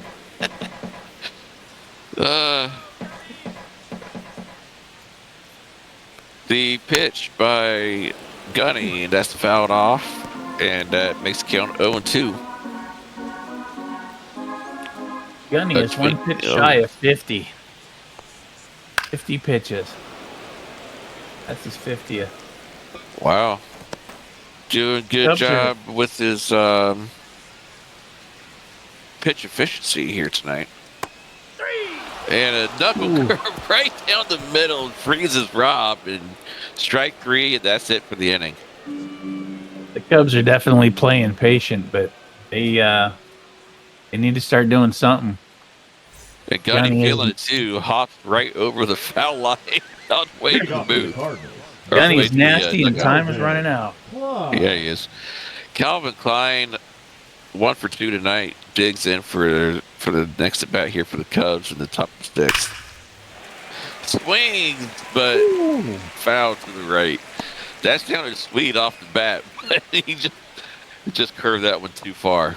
Oh yeah, that was solid contact right there, just a little early. And that's the strike to the inside part of the plate for strike 2, 0-2 count. Double barrel action bullpen for the Cubs. We got Mahart and Leeson up in the pen. You got Soto already at 75 pitches here in the 6th. We'll see how far they let him go. As that pitch is fouled off to the left-hand side, Calvin Klein's fighting his way through this at bat. 1 ball, 2 strikes. Slider inside for a ball, 1-2. They get him to fish on that one, but he wasn't taking it. Ball 2. Fastball up and out of the zone for another ball, 2-2 count. A grounder up the middle, fielded by Rob Worker over to Michaela Worker for the out. 1 out in the inning. A couple more points of speed on his attributes. He might have made that one, but Nice hustle, but not quite there. Danny Morgan will be the next batter here in the inning. Another gotta watch this fastball. guy. Danny Morgan's been scary this game. 2 for 2 with a couple of singles and a couple of RBIs. He is the reason the Cards are in the lead right now. Slurve by Soto hits the zone for a strike, 0-2 count. I saw that going about halfway. I swore he was going to lay that one into the right field seats. A fastball down, fouled off to the left. 0-2 count still.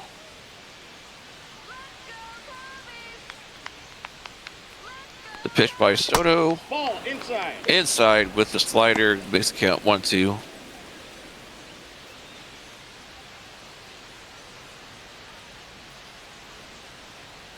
The windup and the pitch. Swung on and missed out the fastball. Strike 3 and 2 away. Yeah, he had him all over the place. He wasn't sure where that ball was going to come up. High, low, inside, outside. Morgan was just fishing. And now with 2 outs, got Biff Markham to take his hack at it. Ball.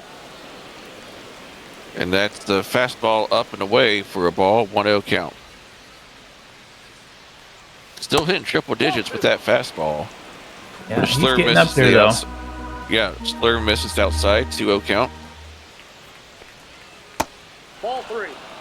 Slur misses outside again, 3-0.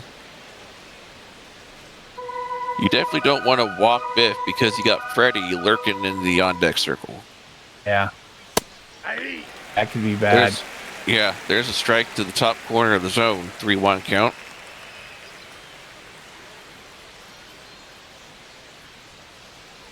Yeah, Soto's creeping up on that 100 pitch mark, so we'll see how long he lasts. That's grounded foul to the left-hand side, makes the count full.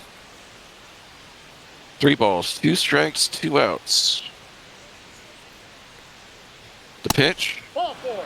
And misses high and away for a ball and a walk. The first baseman, number 22. And that will indeed. And here we go. Freddie.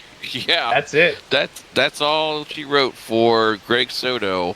The Cuban Missile will take a seat after throwing 5 2/3 innings, allowing 2 runs.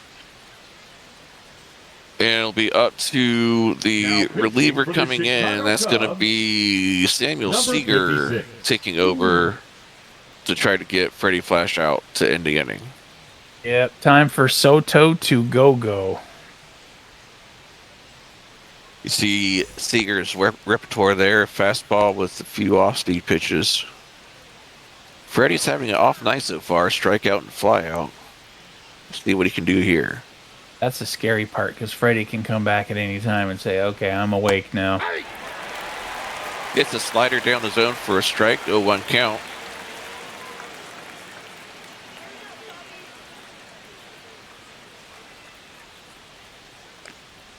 Pitch.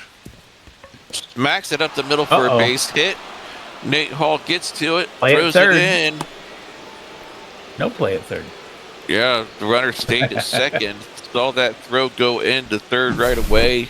Freddie has runners on first and second with that base hit. And 2 outs still. It's those red flowing locks. It's got to be. That is some sexy hair. That is some beautiful hair right there. Freddie is straight fire getting those base hits. Bruce Roberson now at the plate. Gets a changeup for a strike one as he hits the bottom of the zone.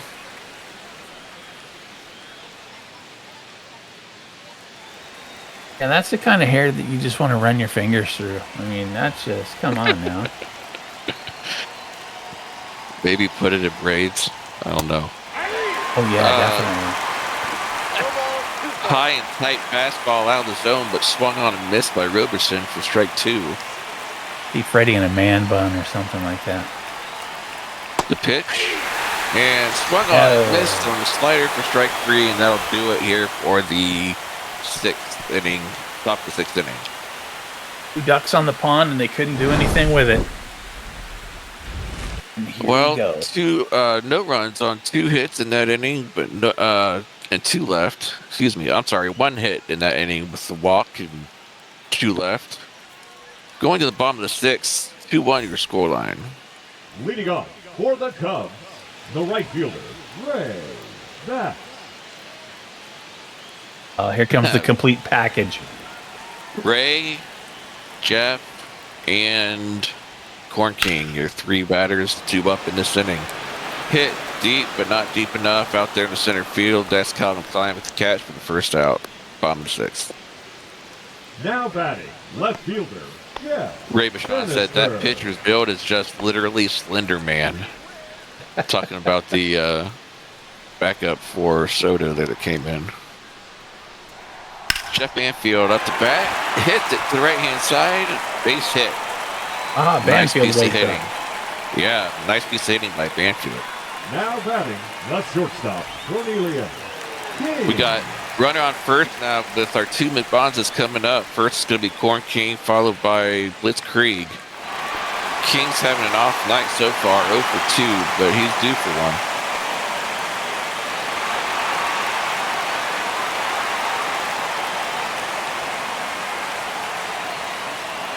If Markham, he's in the chat calling for a double play. The Cubs do have 2. Well, Cubs have fielded 2 tonight. The Cards have yet to have one. We'll see what happens here. 0-1 counts the King. The windup in the pitch. Hits it, but bends foul. 0-2. He was definitely locked in on that pitch right there. He was looking at going over the wall. At least moving the guy to third. And the 0-2. Late on that one as he fouls back the knuckle curve. Keeps the count 0-2. Seems like he's got his timing down. Pitch. Hits it. Got to straighten that one out. 0-2 still.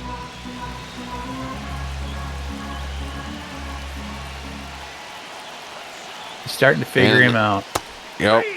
Oh, and he gets the slider to hit the corner of the zone for strike 3. That's going to be the second out of the inning.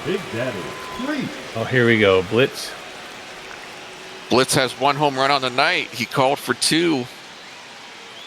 Definitely called for 2. Let's see if we can get one. That'll be a strike to the bottom of the zone with that knuckle curve. That guy fan just wasted their money. Wow. All right, 0-1 count. Safe, he's in. Trying to get Banfield off first, but he's back in time. Pitch. Misses that knuckle curve. Evens the count 1 apiece.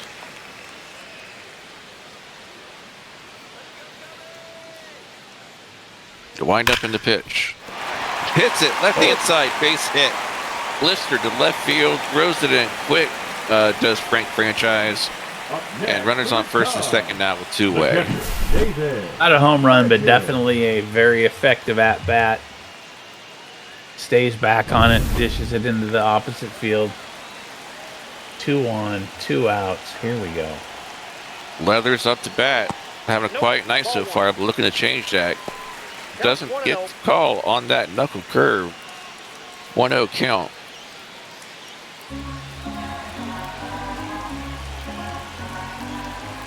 The wind up. Maybe. And the pitch. Catches the top of the zone with the knuckle for a strike. 1-1 count.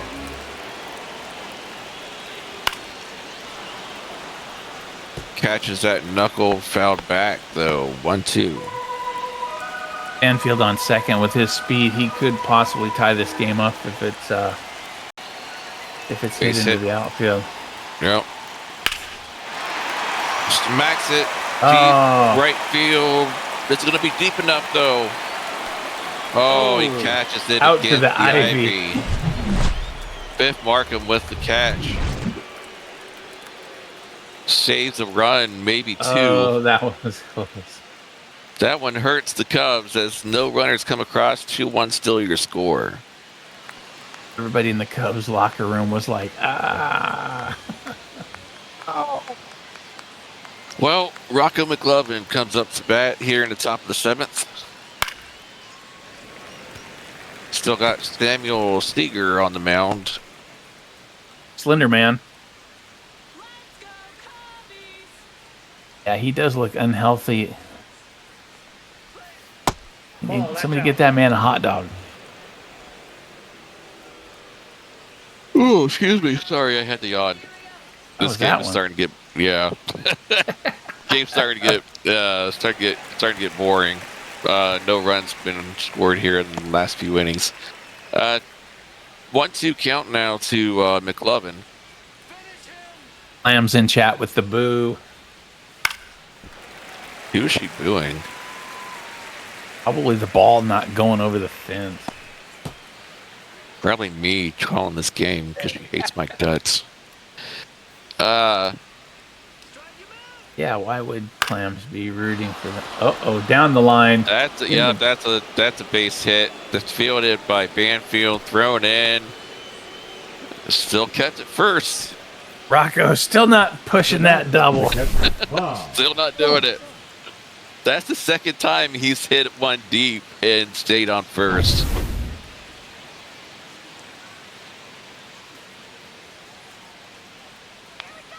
All right. He does that just to stay on first to terrorize. He's trying to steal though. Oh, he's thrown out. Oh, he doesn't go for 2 on the double. Then he tries to steal, and he's thrown out by Leathers. Well, see you later, Rocco. I think I can. You see how far that got him? Oh yeah. That was vicious. Biff said, we got to do something about those wheels, man. What wheels? That's maybe, I don't know. Maybe that's the point. David Leathers with the gun. Well, now we know what Clams is looking at. Gray, get control of your woman. Anyways, 0-2 count now to Bob Funk and slider down in the zone. 1-2. He's rooting for her total package. And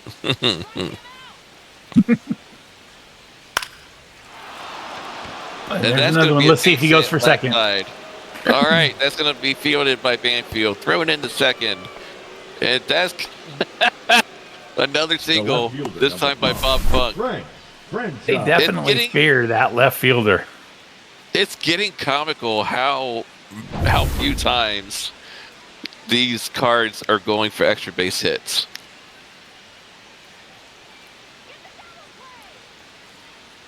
Well, Frank Franchise digs in now for his at bat, and that fastball is claimed to be missed for a ball. 1-0 count. Am I correct in saying that's Banfield out there and left? You are, indeed. He definitely has a gun. They are not trying that. Not at all. That's going to be fielded by Rob, thrown over to first to Michaela for the second out of the inning. He didn't have a play behind him at second base. So it was a good job by him to get the easy out over to first. I was looking for that blind backhand flip. That would have been amazing. I don't think he still would have had a play because by the time he fielded it, that runner was already at first base. Or second base, I'm sorry. Slider catches the bottom of the zone for a strike. 0-1 count. Williams 0-2 this game. See if he can wake it up. Ball, that's down. That slider misses down for a ball. 1-1 count.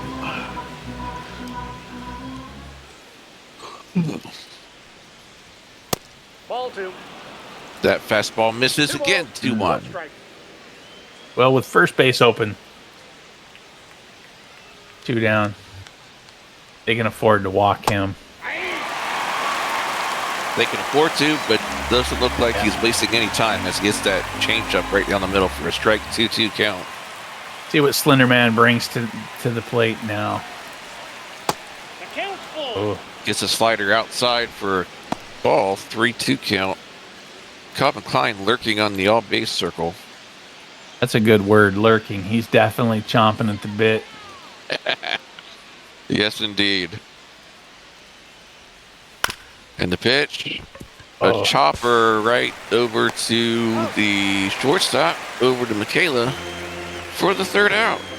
Corn King with a nice throw to get the put out at first.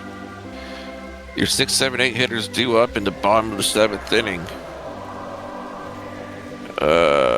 Forker, Bumpy, Hall due up here for the Cubbies. Did you stretch? You're supposed to stretch. Hopefully you stretched. I hope you're not talking to me because I don't stretch. Oh. That Do you hurts. pull something? Oh, no, I don't want to stretch because I will pull something. I said, would you pull something? I guess the answer is yes. Oh, yeah. Anyways. All right. Back to the game, I guess. I thought Dave was supposed to sing for us. No, since this is your first broadcast, you were supposed to sing for us. Oh, no, It's no, like no, that. no. Don't sing and I don't stretch. Hit to the right fielder and caught over there by Biff Markham for the first out of the inning. The batter, number 44. They'll bring up Bumpy Johnson for his third at bat. Johnson. If just casually drifting over. Can of corn, no problem. Gunny with 88 pitches here in the top of the 7th, still going strong. Bumpy has homered off of Gunny before. Maybe he can do it again. We shall see. It's not me, though, that called it if it's commentator curse to happen, so don't shoot the messenger. Pitch by Gunny. Hit and fouled off to the left. Can't sing, can't stretch. Mid-7th is your own personal hell. That's all you. We got to answer that question. Anyways, base hit up the middle. Calvin Klein fields it, throws into second, but a base hit. Nice base hit at that The from center Bumpy. fielder, Nate. Brings up Nate Hall to try to move the runner over. That was a searing line drive. That had some sizzle.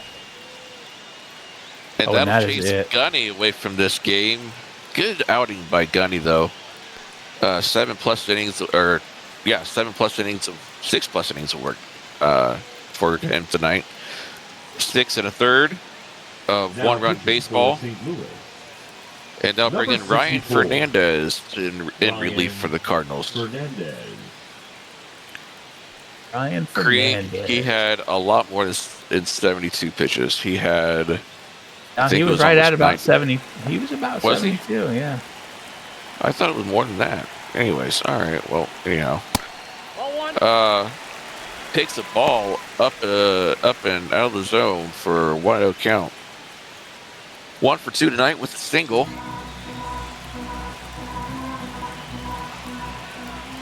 Both teams are now into the bullpens, so Indeed. So anything let's can see happen. what kind of chaos ensues. Love to see it. Fernandez pitches. That's ball 2. Up and in for a ball. 2-0 count. Give Nate Halton. Advance the runner a little bit. Looks like my progression is paying off dividends so far this week. I'd love to see it. If he can do his thing. You're right. His thing, indeed. The cutter catches the corner of the zone. Didn't like the call, but it's strike nonetheless. 2-1 count. Inside slider for ball 3. 3-1. Hitters count for sure here. See if I swing away on the count here. Down the middle of the plate. He does indeed. Oh! Hit right to Freddie. Turned it. And hit to the double play. First one turned tonight by the Cardinals. That was a beautiful scoop by the first baseman. Freddie to second, back to first, and that is it. Good job by Fernandez to get over there to cover first base to pull that double play. Nate, another one who has to add a couple of points of speed. Get that piano off his back. Hey, I'm an Aussie. I'm already supposed to be fast. I don't know why I didn't get to first. Calvin Klein digging in for his fourth at bat tonight. He's got a double on the night. Elliot Ness overtakes the mound in relief for the Cubbies.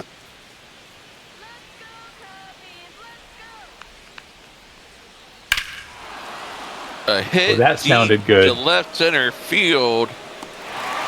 Caught out there by Nate Hall for the first out of the inning, right up against the wall. Can't get to first, but he can get that fly ball. Yes, he can. He's got wheels when it comes to the outfield.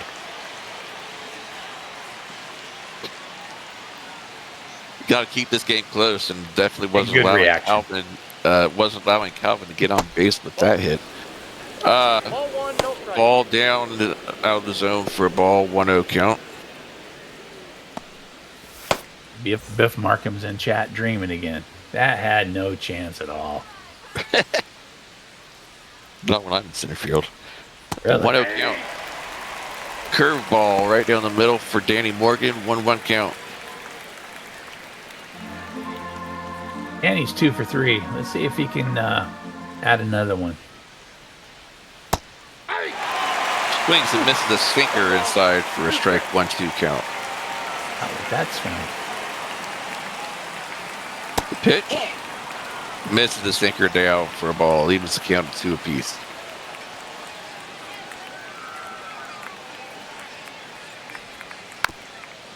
Oh, gets a piece of the slide. Whatever the curve pitch. That off speed, he thought he had a shot at it. Yeah. Couldn't quite. Swings and misses the sinker for strike 3. That's the second out of the inning. The untouchable one comes in and shows why he's untouchable. Biff Markham 1 for 2 tonight with a single. Digs in for his next at bat. Swings and lines it over the left field line. Foul.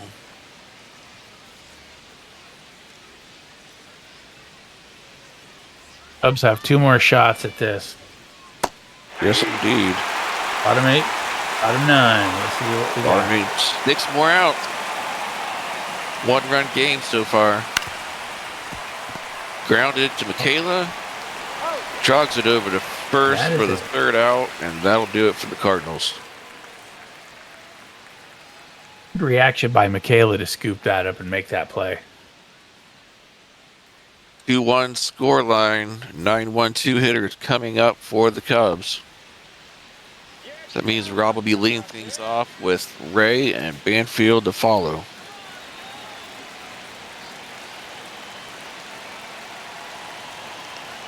Rob so far tonight 0 for 2.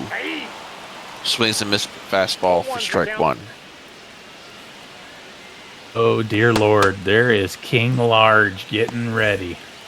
Yep, get ready to close this one out. I fear that man with a passion. He's just one of those guys you don't want to have to face. Well, if you're the Cubs, you're in a good mood because these are the people that you want, your top of the order guys, Two strikes. coming up to the plate in the next couple innings to try to put something together. The pitch on a 1-2 count. Swung on, hit right field. Going back and caught is Biff Markham for the first out of the inning. The right fielder, number 4. They Markham flagged down those flies. This is just routine for him. He's just so comfortable out there. No lights in his eyes or nothing. He's just, here it comes. I got it. Sean gets his 0-1. chance at it against Fernandez. 0-1 count. Gunny cheering on his relief pitching so King Large can take over in the ninth. Fouled away to the right. Makes the count 0-2 on Ray Bichon. Sean definitely needs to get on here. Swung on, fouled off to the right-hand side. He's making contact, but he needs to straighten it out. Find a gap, maybe get on second. By Fernandez. Gets cutter to the outside of the zone. 0-2. Down in the dirt, kicks away from the catcher. That's going to be a 2-2 count. That's hit out Drop. to center field. Drop. There we right go. in front of Calvin Klein. And Ray makes it to first base on a bloop single with one away. There's a little 8-iron chip shot into right center-ish field. Didn't have to dig one that out of the stand. It was already nice down the middle. Sean says, it's the end of the world. I got a hit. And now he's going to get thrown out at second, trying to steal probably. Oh, he's a well, he's got good speed. Let's just put it that way. And Banfield's up to bat, so if we put on a hit and run, it wouldn't be a surprise. Banfield puts it to the fence. He might be able to score from first. Fouls away, makes count one apiece. And Winkler's calling for a little DP action. Not sure where he's talking about, but He might have been wild for There we him. go. And there he's is the safe. steal by Ray Bichon. Clarence called it in the chat. Calling it now, he's going to steal. And indeed, he does. Man, my voice is perfect. He's fast. Ray Look at Bichon. 19. Yeah, Ray Bichon, max speed of almost 20 miles an hour, and he gets in there easily with a double. Or not double, but still on base. Base hit definitely ties this game. And then we go into 18 innings. Don't say it. Don't say it. Just don't. He's safe.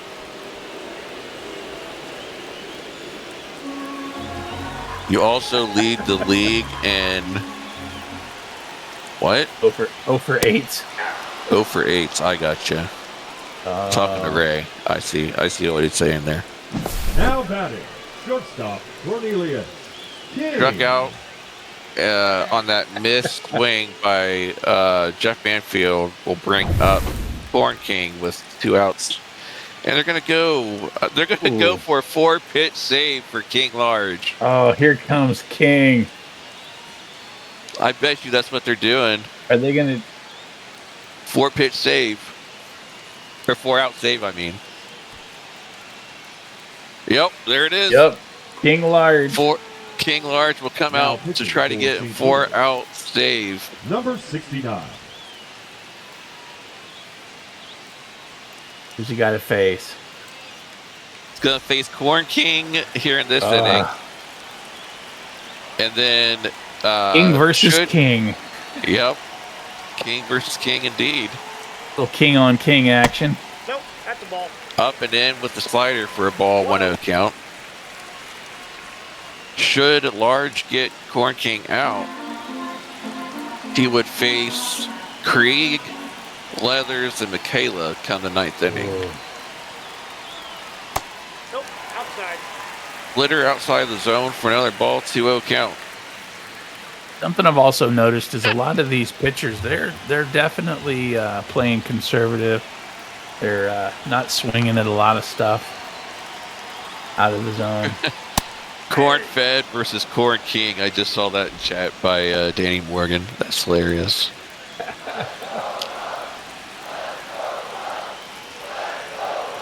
Two-one count. King Large trying to put away Corn King in this at bat. Oh, there's a swing. Holy Line out macaroni. left field. Santa Maria! No doubter. 387. That's a 107 exit velocity, and the Cubs have the lead 3-2. Holy popcorn. That ball was smoked. The king of corn gets the best of the large king, and it takes it deep to left field to take the lead late in this game. Corn King says, I am the only king on the field. That is, yeah, you certainly did. Pure swing, you heard it, it cracked. Just, you heard it, it was good as soon as it came out off the bat. That was solid wood. You love to hear the wood. Inside, ball one. Now back to Krieg. Let's see what he can do. 1-0 count after missing on the inside. Kind of rooting for a home run here. I want to see. I want to see this. 1-0 count. Large trying to come up with a good pitch. Gets a fastball on the inside part of the plate for a strike. 1-1. Apparently, Clams is into solid wood. There's a solid hit, but fouled away to the right-hand side. You know, Clams, I heard that about you.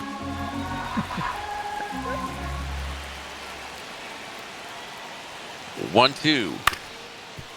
Oh, swung on a bad pitch. Low roller to the shortstop.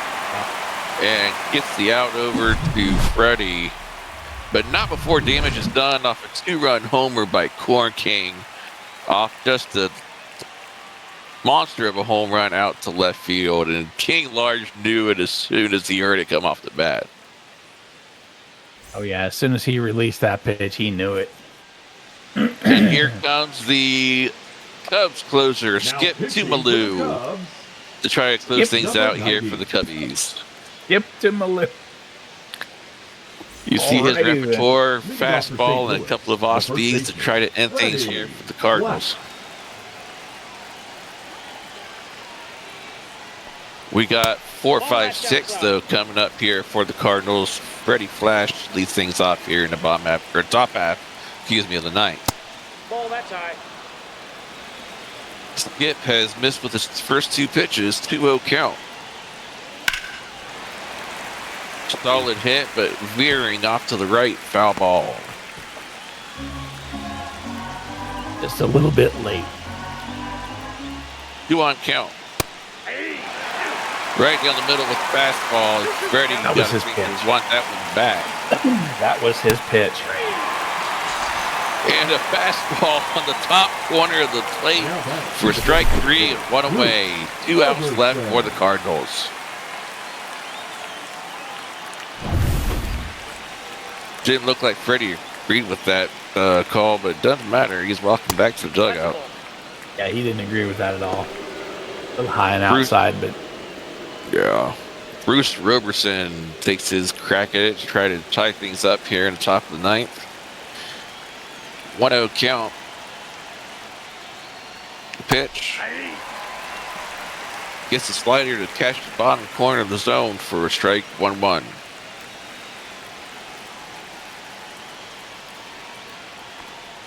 Pitch. Gets a slider and gets swung on and missed by Roberson for strike 2. That's off the plate. Ball 2. He was looking for a fastball. Yeah, he missed a slider outside the zone, though, for another ball, 2-2 count. But comes back with a strike. on the bottom part of the plate with the fastball for the second strikeout of the inning, and now the Cardinals are down to their final out in this one.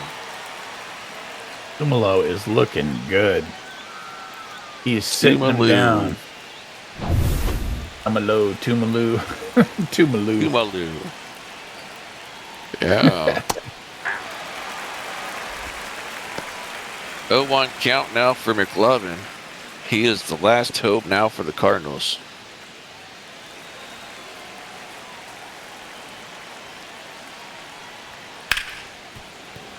Grounds it to Rob Porter. Throws it to Michaela, and the Cubbies win.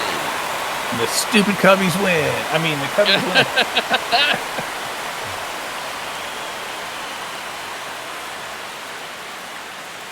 Well, as a Yankee, we needed the Cub loss, but sorry about your damn luck. The Cubs take this, the first game of the series, 3-2 off of 8 hits and no errors. The Cardinals, 2 runs, 9 hits, no errors, but gets the loss. Elliott Ness was your winning pitcher. King Large, the losing pitcher, off a failed save. Skip Tumalu with the save for the Cardinals. Well, one of the topics that we discussed pregame was the errors, and this game produced 0 errors for both teams. So maybe we're figuring out how to catch the ball and play clean baseball. Danny Morgan drove into 2 runs off of that single for the Cardinals, but didn't score any more runs after that. The 2 McBonzas are the 2 hitters for the Cubs that produced all the runs for the Cubs that were needed for tonight. You had the 1 run, the solo shot by Krieg, and you had the monster of a home run in the bottom of the 8th inning by Corncane that put the game away and out of reach for the Cardinals. You saw King Large went 0.1 third of an inning, 1 hit, that homer, no strikeouts, no walks. And only 1 of those runs were earned, however, but the home run definitely hurts. Calvin Klein, 1 for 4, double and a run scored. Morgan, 2 for 4 with 2 RBIs. We talked about that already. 1 for 3 with the walk for Biff, and Frank was also 1 for 3 with the run scored. On the Chicago side, your winning side for the night, Blitzkrieg, your player of the game, went 2 for 4 with a home run and RBI and another single to add to that stat line. Your winning pitcher was Elliott Ness, one hit off of one. I'm sorry, no hits off of 1 inning pitch, 1 strikeout, no walks, no earned runs. Blitz, we already went through his line. Also had the run scored. Corn King, 1 for 4, home run, 2 RBIs, run scored. Ray went 1 for 4 and a run scored, and Bumpy Johnson 2 for 3 and a strikeout, maybe. Sure.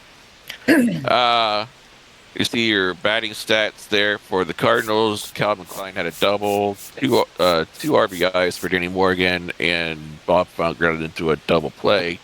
Rocco McLovin, who never tried for a double or an extra base hit all night, got caught stealing on the base paths tonight. Gunny McGuire did not get the decision, but went 6.1 innings. For the Chicago Cubs, you see your batting stats there for the Cubbies. You had home runs, as was stated, by King and Krieg, RBIs by both of those gentlemen, and yours truly stuck some more tonight with grounded into a double play. Ray Bashan had a stolen base for tonight, so where Rocco failed, Ray succeeded. Soto also did not have a decision, but pitched 5 2/3, and Ness was your winning pitcher with Tumalu as the save.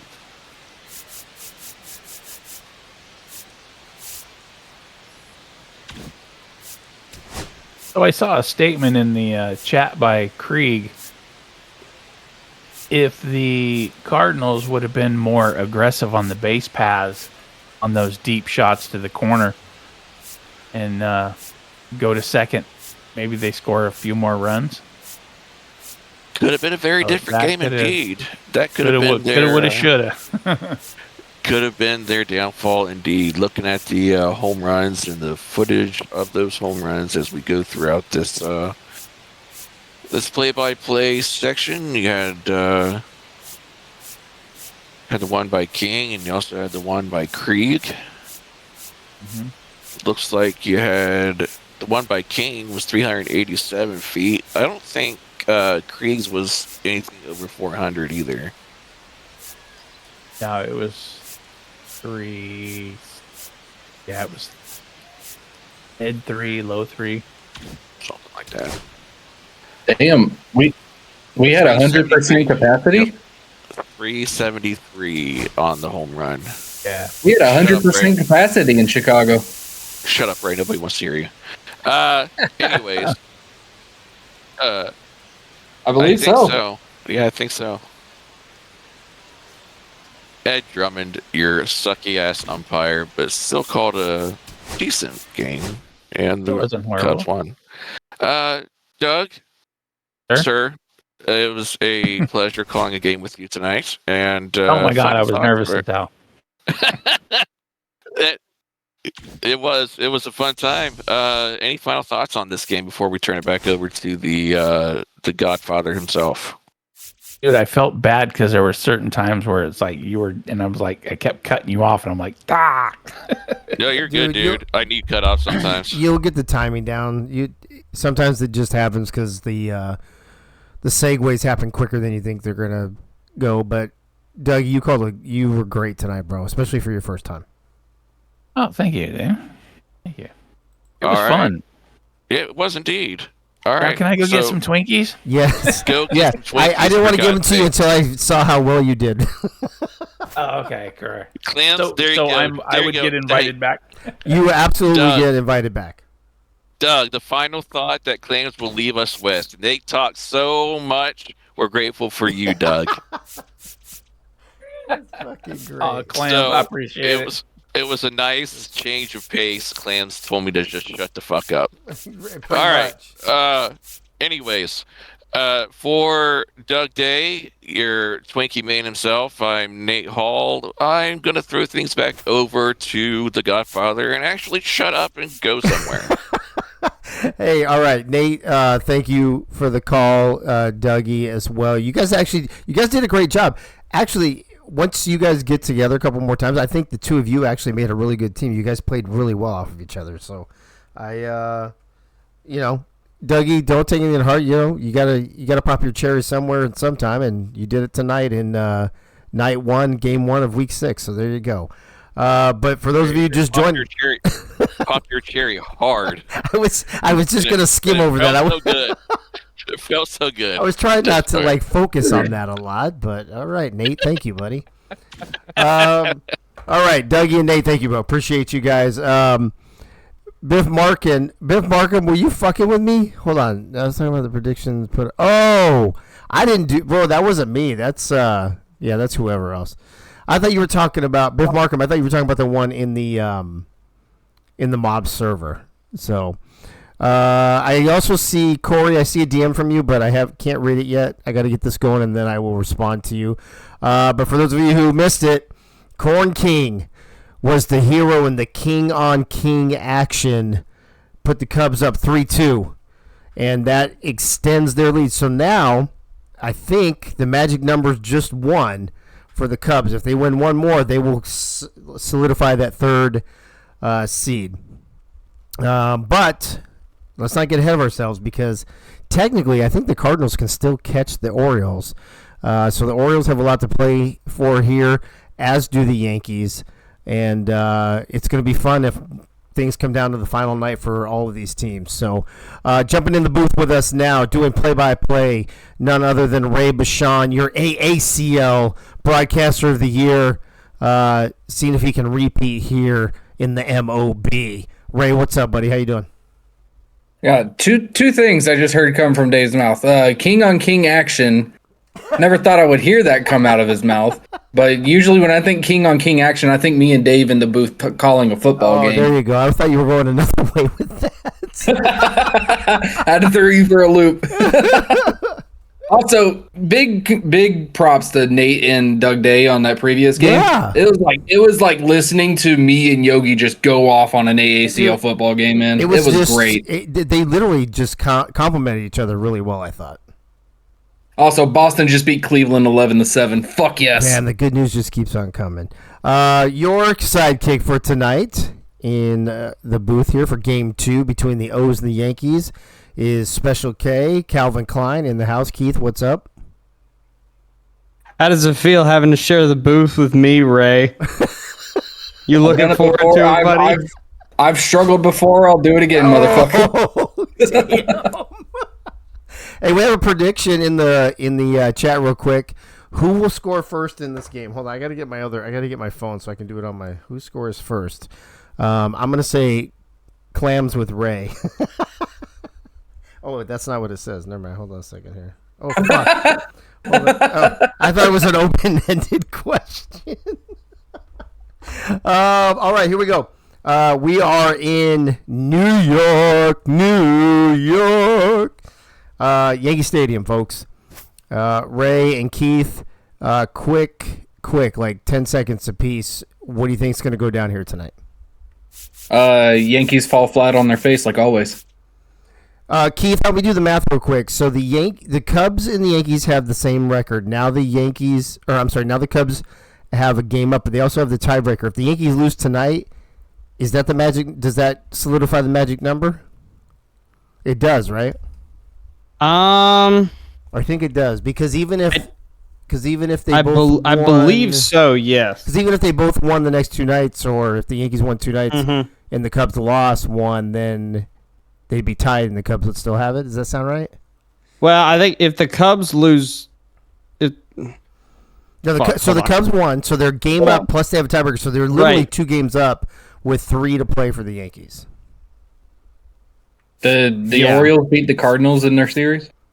The Orioles beat the Cardinals, yes. Yeah. I don't think the Cardinals have a way to pass the Orioles now. They don't. I'm thinking about the Cubs-Yankees tiebreaker for third. If it ties, it goes to the Cubs because they won both series. Yeah, right. I mean, that's the bottom line. Right. I'm just trying to see what the magic number is. That if the Yankees lose tonight, does that solidify it, or is there still another chance? So we can think about that as we progress. No, if the Yankees lose tonight, then no.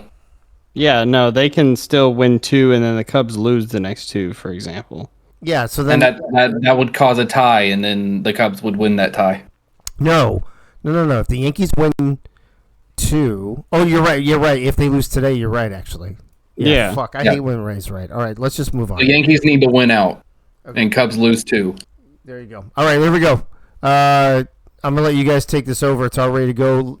Lineup's about to pop up, and then we're going to the field. So, like I always say, Ray, Keith, take it away.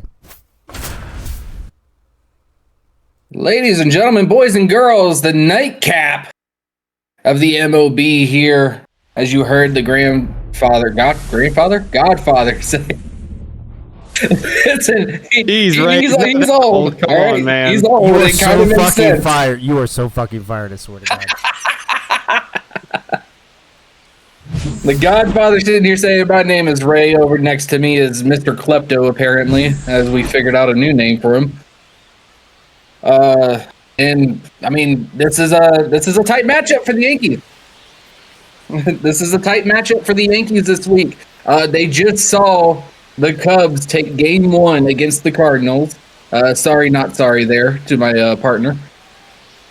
And that's fine. All I know is we got a home playoff series. That's all I care about at this point. All the pressure's on you. The shortstop. It's all depending on who's going to face the Cardinals in St. Louis and who's going to face the Orioles in Baltimore, pretty much.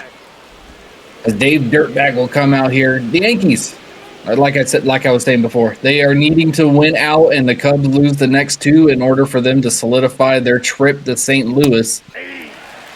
And Dirtbag looks at the first strike of his at-bat today. Ball, that's out.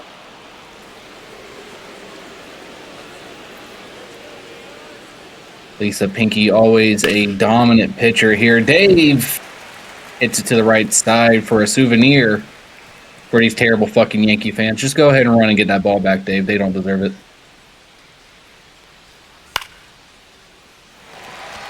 Pops it up, going to the right field. That's caught by Mr. Ducati. That'll be the first out of the game. Batting second, the second base. Thought that was about to drop for a second. Seems like we've had a few of those bloop singles already tonight. Dave's not that lucky. So we look at the starting lineup. We look at the starting lineup as I was trying to pull up the starting lineups. You just saw the dirtbag come up first. Up next, you see him right there. That is the man Butcher playing second base. Then you got Benji Madison coming up next at first base. Butcher pops it up. Gives those dirty-ass Yankee fans another souvenir. Dirty-ass Yankee fans. I love it. A change-up going in there for the second strikeout. Ball one. A little bit too high on the third pitch there from Lisa. 2-2 the count. Ooh. Butcher been taking them ballet lessons, getting on them tippy toes there.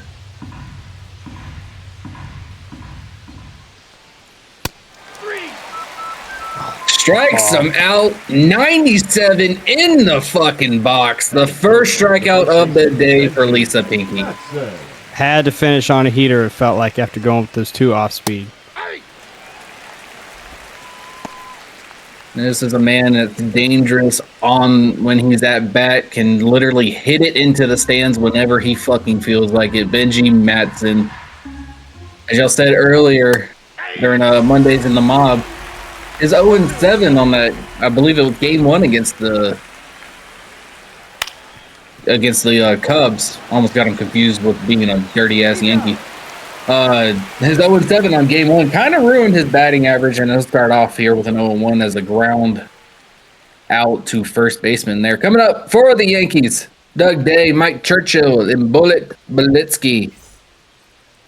Looks like it's a different lineup for the Yankees. I think they've been changing around their lineup a little bit the last few games, but now they've got Doug, Churchill, and Belitsky. I don't believe we've seen that 1-2-3 coming out of the gate for them yet this season.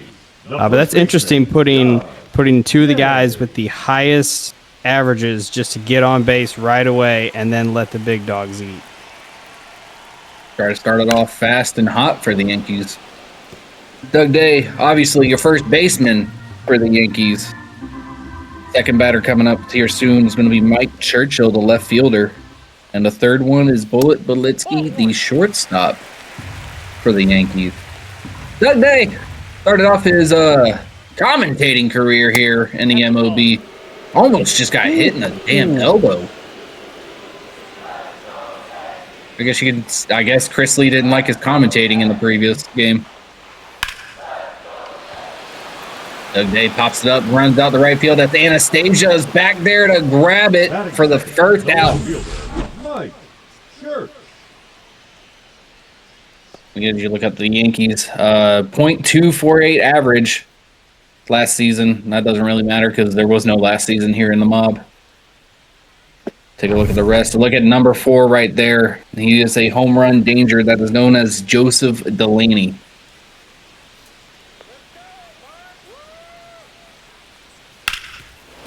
Churchill's up the bat, swings it, fouls it on the left side for the first strike.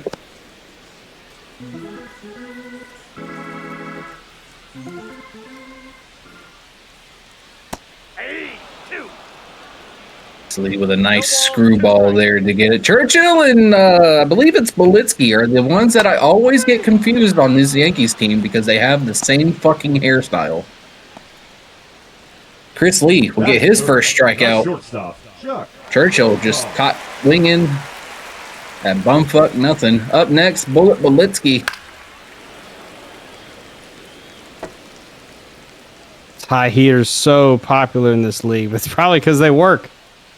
Seems like everyone just pops them up every time. Looks like he's wearing some orange and blue cleats. He's also got some orange sweatbands on, possibly playing mind games with the Orioles as he pops it up to the center. Center fielder there to grab it, stops it for a single.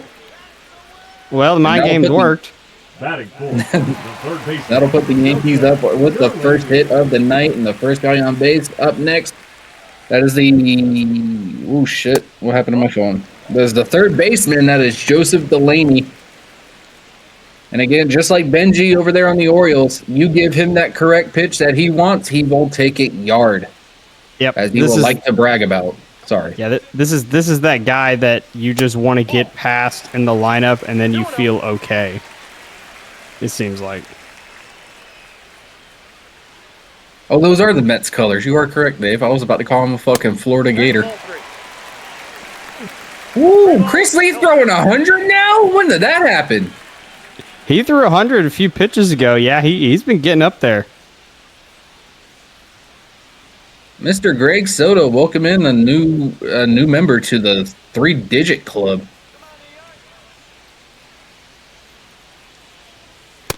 Outside, ball 4. And the ump doesn't go his way there, so Joseph Delaney will just take the 4-ball walk. And we got runners on first and second with 2 outs now.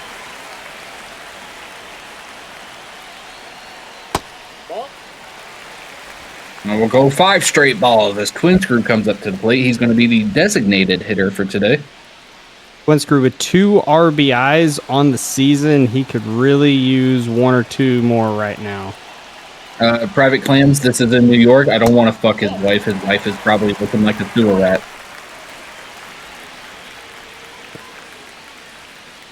That or a pigeon. 1 or 2. Just fucking her and you just hear, whoo.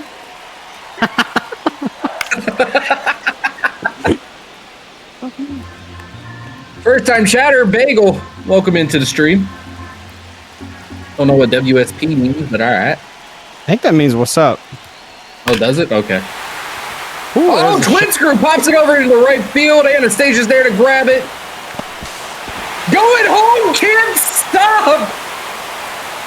Oh, I already forgot his fucking name. Who was that? Who was that? That was Churchill, I think, that just scored there for the Yankees. Yeah, almost got him at the plate. Churchill just run right by Clamsy Wamsy and scores first in the game off of a single. The speed of Churchill. And there's a lot of speedy guys in this league, man. It's getting harder and harder to gun people down. By the way, another mod in here. Give me my points on the prediction. No, that's low. We got Tommy Gunn up next. He's the second baseman for the Yankees.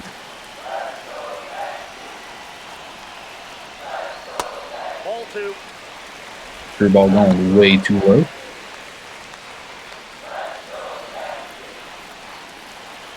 Hey, was that Chris Lee saying he predicted the Yankees to score first as well? I feel a rigging situation going on here. I mean, to be fair, why would you try and throw this? Oh, wait, that's right. The 1919 Black Sox existed. Never mind. Great one, the count. That goes to a 4-1 count. Man, another walk. And we have the bases loaded. Hey, we had like no walks in the previous game, and Chris Lee's like, yeah, that's a little boring. Here's 2 of them.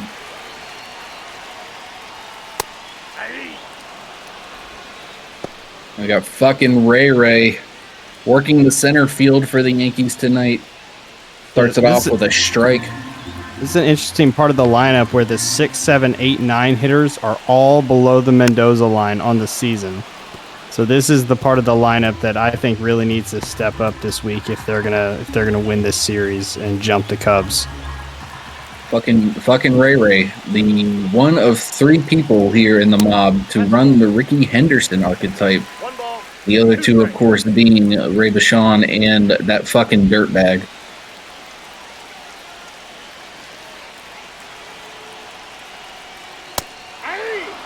Swings at I believe that was a fastball way too below the line. And that'll be the 3rd out, and Baltimore picks itself out of the jam. Bases loaded, leaves 3 runners there. 2 hits. That's a tough one. 2 hits, 1 run coming in from Churchill. The Yankees take it 1-0 at the end of the first. I mean, that's where you want it. Low and away. You either draw contact or you draw nothing. And you're fine with either one most of the time.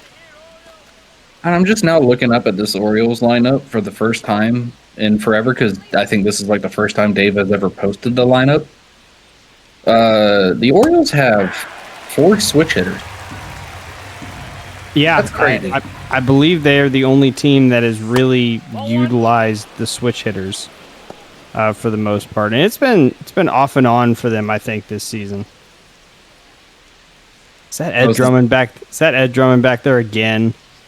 Damn, you got from Chicago to New York very fucking quickly, then you bum. G-Man swings at a changeup. 1-2 the count now. G-Man, third baseman for the Orioles. Hits the sweeping curve, stays alive at home base. Up next before him on deck is, of course, the catcher for the Baltimore Orioles. The one that I like to say has the best ass in the MOB. That is going to be Clamsy Whamsy now coming up after a second strikeout for Lisa Pinky on the night. Yep, just left on left, lefty on lefty crime, ball breaking away from you that is so tough to hit. Ball, that's off the plate. Clamsy Whamsy, the catcher, probably one of the best catchers here in the mob. Not just by sitting behind home plate too. Like she can get at bat and just absolutely fucking skyrocket that ball for singles, doubles, whatever they need her to do. She can actually get it done. Yeah, I would definitely say she's probably the best hitting catcher. I'd say probably Bob Funk is probably second, but I don't know. It's kind of close. And she'll take a walk there. That's the first walk allowed from Lisa Pinky. As girl power, Clams will get on first. Good eye from Clams. Lisa tried to play outside and then went inside, and it didn't work.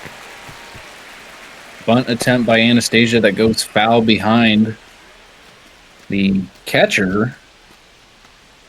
Yogi Barr just decided not to even try to go for that out.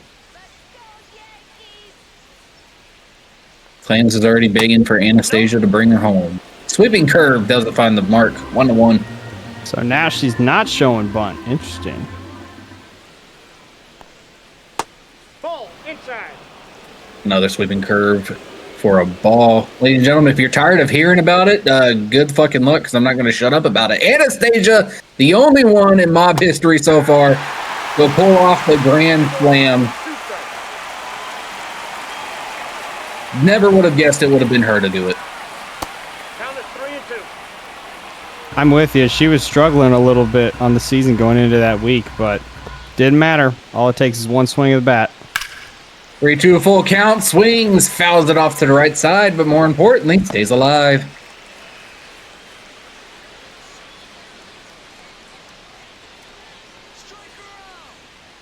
Three 3-2 count. Yankee fans saying to strike her out, and she goes down swinging. Clam still on first, the third strikeout of the night for Pinky.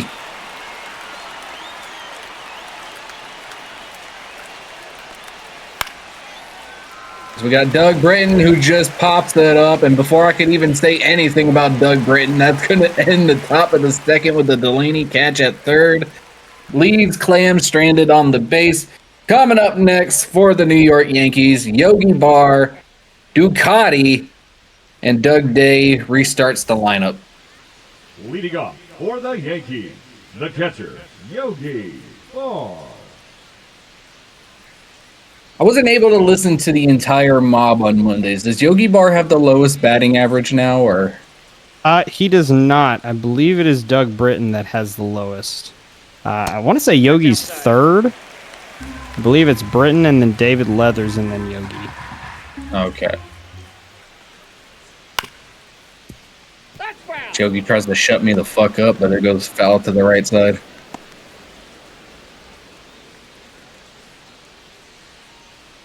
Bottom of the second here, no outs. But Chrisley does find a strikeout with a 99-mile-per-hour fastball. Important note, Chris Lee's already almost to 30 pitches, and it's not even 4 outs yet.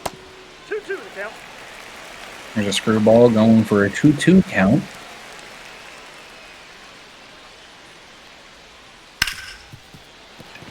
Yogi Bar gets it up to the left field. The dirt bag just can't slide enough to stop it from going out there. Yogi Bar puts my money where my mouth is and gets on base. I was going to say, are we counting that under announcer's jinx? Listen, if it benefits him, I'll fucking accept it. I'm down. I'm down with that. I accept it. I love myself some good old Yogi. Hey, boo-boo. Oh, Clam stops the ball before it can get even more wild than it was. Ladies and gentlemen, up to bat. I do have a rhyme for this. Give me a second. I wrote it down. Ducati, the squatty, eating salami, and doing the wobbly. Ball 2. Goes for a second ball. Are you just going to keep adding to that every time you call a Yankees game now? Oh, yeah. There's going to be a different rhyme every time. That's not one of the rhymes. Chris Lee finding a strike. It's going to be like the lose yourself intro before too long. Like this is the Italian iceberg.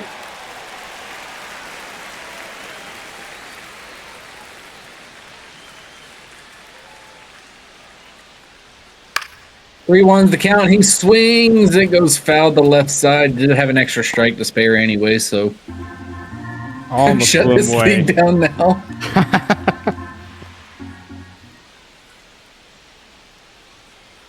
0-1 full count. Pops it up. Clams takes off the mask, runs back toward the Orioles bullpen, and catches it for the first out of the bottom of the second. Man, another 100-mile-an-hour fastball from Chris Lee. He's been putting in some work in the gym, man.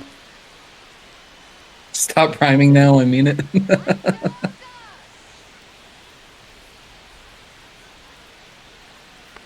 Where our Doug Day to restart the lineup goes for a strike on his second trip to the batter's box.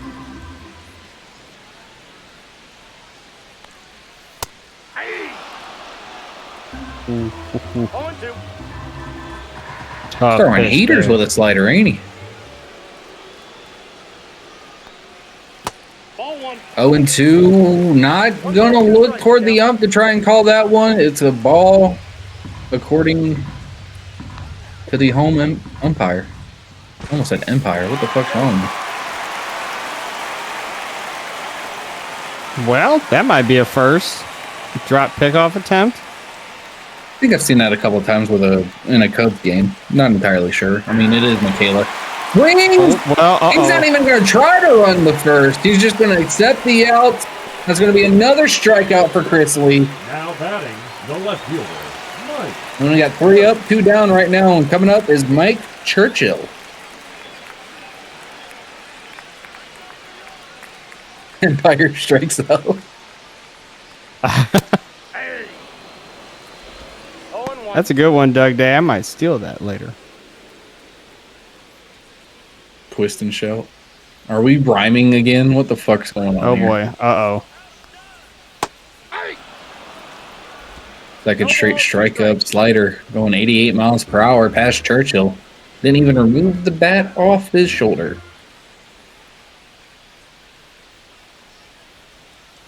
That's a ball. Oh, is that the rule with the swing and strike in the dirt? The runner on first can't advance?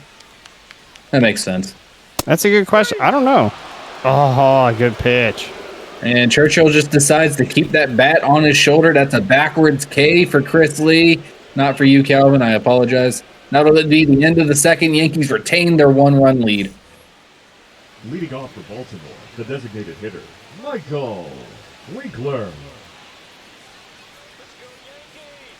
The Wink Man, the designated hitter for the Orioles, starts us off here in the top of the third and looks at a strike that probably could have been called ball. The hero a week ago. And you just tried to repeat that hero-ness right there. That was almost the exact same hit, yeah. A runner on first can advance on the strikeout? Okay, so they just chose not to. I did not know that. It was going to be a wild pitch in the dirt, but it turns into an out being thrown out at first. And Doug Day Winkler starts off his night 0-1. Up next, we got a man who decides. I guess he doesn't decide. It's just a matter of time of when he can hit another home run. The left fielder for today. Luda might be the most forgotten good hitter in this league. Seems like he's always coming up clutch whenever they need him to in producing, but doesn't really get talked about a whole lot, it seems like. Swing stays alive there on an 0-2 count. Fucking Ray helping us out in the chat here. The runner on first can advance on a strikeout, but the runner at the plate cannot run because first base was occupied. That makes sense. As Luda pops it up, goes into the right field, but that gets caught by the second baseman. That is Tommy Gunn to get the second out of the top of the third. Someone send that clip to Chad Rowland after he didn't go after a bloop last game. We got a fucking dirtbag that decided not to slide in the dirt to stop the ball. Going for a drag bunt, but can't even touch it.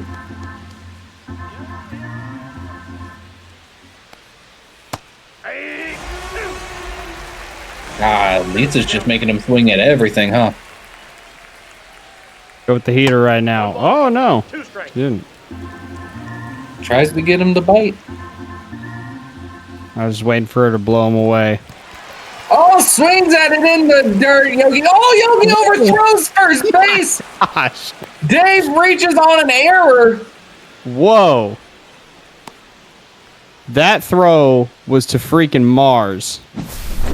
That's called a strikeout with a wild pitch, but Dave will get on first base. So Lisa gets credited with her fourth strikeout, I guess? I believe so, yeah. But Dave gets on base because of the wild pitch from Yogi Berra. Alrighty then. Man Butcher comes up for his second at bat for the Orioles. He's been having a good couple weeks after a rough start to the season. Hasn't necessarily been raking per se, but he's getting a lot of hits, and that's what his team needs. That ball just appeared over in the right field. I don't even know if the fans knew where that is. It's probably bouncing around in some concession stand somewhere. Oh, Dave's trying to steal second. Gets stopped, shortstop throws over, and he's safe. Butch is safe. Dave, that's not a stolen base, unfortunately, but you do advance to second.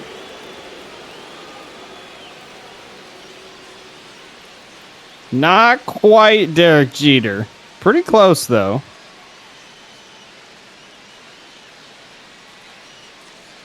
Bullet Belitsky just put a little bit too much of a showbiz trying to jump and throw the ball to first base, and Butcher will stay safe.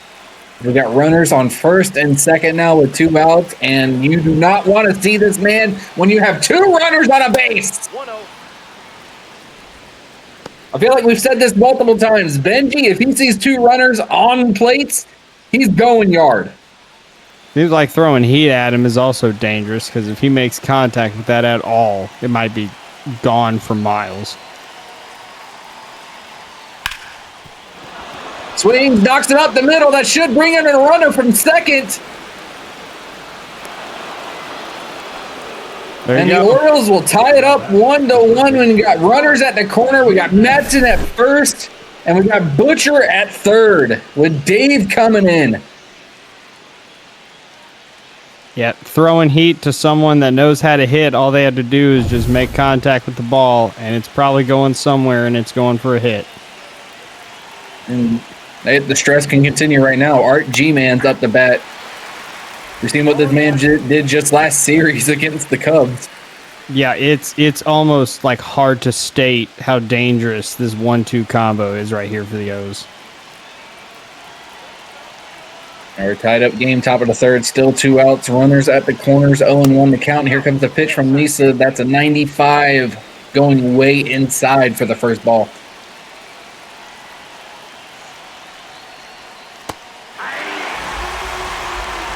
Ooh. Frozen with the changeup.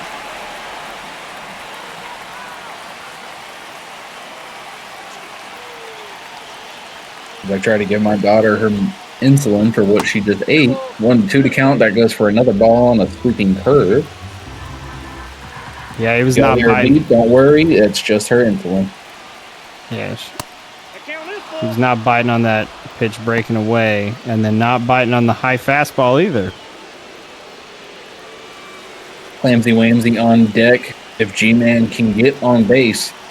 3-2 to count, the full count. Right up the middle. That's going to bring in Butcher for the second run. And guess what? Matson said, hey, I'll take third base. Number 9, Glenn White. Yep, chest high inside. They're just waiting to pounce on a pitch like that. And when he gets his pitch, he is not going to miss. There we are, top of the third, 52 pitches in for Lisa Pinky, and up comes Clamsy Wamsy. Her last at bat, she got walked with 4 straight balls. Looks at a strike there to start it off. Has Bud Selig returned my phone call to overthrow the home run by Corn King? No. I wish, Gunny.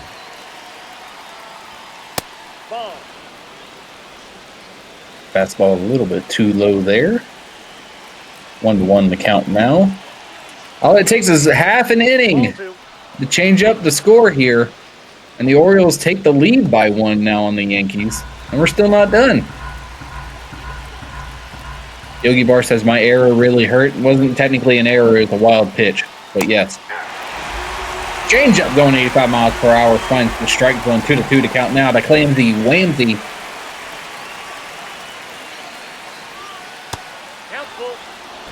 And we got a full count now. Anastasia's on deck.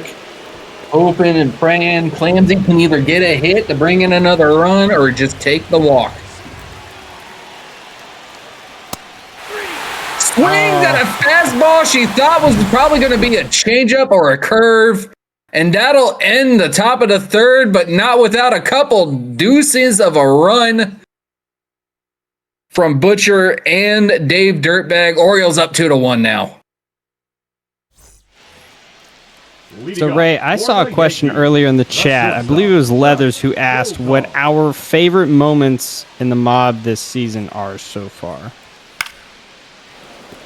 Honestly, I'm going to sound a little selfish here, but it's just like the best thing that's ever happened to me. The suicide squeezes. Yep, That's got to be the best thing that happened to me so far. Yeah, mine's got to be Crazy Canucks walk-off homer in the bottom of the 9th, Game 3 last week. That was pretty sick. Doug Day in the chat says, duh, Day calling his first game. Oh, and Bolinski just decides not to take the bat off his shoulder. 5th strikeout for Chris Lee. Yeah, when Chris Lee gets in a groove, he is dangerous. Which is good, considering this guy's up to bat now. Counts 1-0.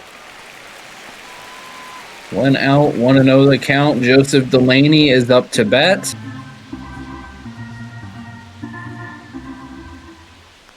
I swear, every time he's in his batting stance, it looks like he's broken his ankle. Private Clam says the best moment is the Anastasia's Grand Slam. I wish I was there to see that Grand Slam, honestly. As Joseph Delaney will get thrown out at first after he lines it out to Butcher. The designated hitter. His stance is kind of interesting. He sits on his heel on his left foot. That is something.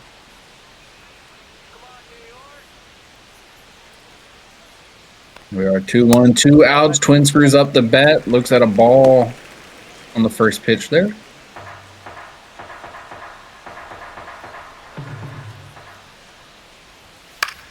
Yeah, he says my favorite is anytime I beat the over on a Monday Night Mayhem mob broadcast. The right fielder, Anastasia, tries to go and grab that out of the foul territory to get the third out, but can't get there. There's a solid hit. And Twin Screw says here's another one, but you're still not going to get me out with it either. So Twin Screw finds himself on first base. Up next for the Yankees, I mean, if Chris Lee is going to keep throwing the heat, they're going to sit on it eventually. Annie is whose and claims he is whose. Anastasia Beaverhausen's. Are you talking about like wives or like relationship wise? I was going to say Anastasia's is Mike's and Clamsy's is mine. Yeah. Yeah, Mike Churchill. Just to clarify which Mike we're talking about here. Yeah. Oh yeah, because we got multiple. Yeah, there's a few. Yeah. Mike as in Michael Winkler. No, I'm kidding. Right.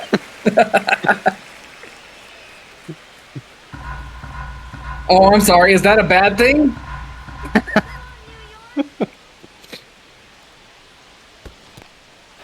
Way too many mics. It's not Wednesday, but I can fucking say it. Mike. Wild pitch doesn't move the first baseman up, so he stays at first. 1-2 is the count right now. Wow. He didn't advance there? No, he did not. Interesting. There goes foul left side. Stays alive as Tommy Gunn. Seemed like that was more than enough time to get over to second base. Oh, technically, Doug Day, her first name is Private, so it'd be Private Bashan. Yeah. Tommy Gunn swings, and Clams just takes her sweet time to throw it over to Matson over at first. That'll be the third out and a strikeout for Chris Lee once again. Coming up next for the Orioles, Beaverhausen, Britton, and Winkler. Leading off for Baltimore, the right fielder. Oh, just because I got on base today, now you're going to let me claim you? Fuck off.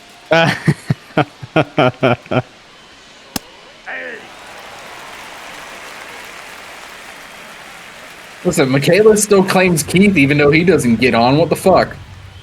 Hey, you saw my double today. Get out of here with that. I got 1 ball, 1 strike. Anastasia Beaverhausen up with a 1-1 count right now. Orioles still lead this game 2-1. Oh, Anastasia's going for a bunt. Delaney throws her out. Yes, Doug Day. I live in South Dakota with Clam. The center fielder, Doug. That was a solid bunt attempt. It just went too far, I think. Chris Lee says girls like on-base percentages. Nope, that's a ball. If that was the case, me and Dave would probably be maiden. So girls like guys who walk. All right, cool. Sounds good.